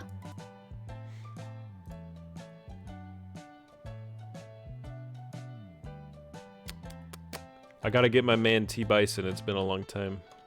Okay, I was gonna say I'd see T-Bison, Zo, Rumi, Onishan, but we raid Onishan a lot. Yeah. Didn't we raid Zomath the other day, or am I mistaken? I don't think we did. Look at my streamception. Whoa! Whoa! Whoa! Whoa! Whoa! Whoa! Whoa! Whoa! Whoa! All right. Well, on the principle of knowing T Bison more and longer, I'll go with him for now. But I'll get Zo next time. You already did it. You already typed it.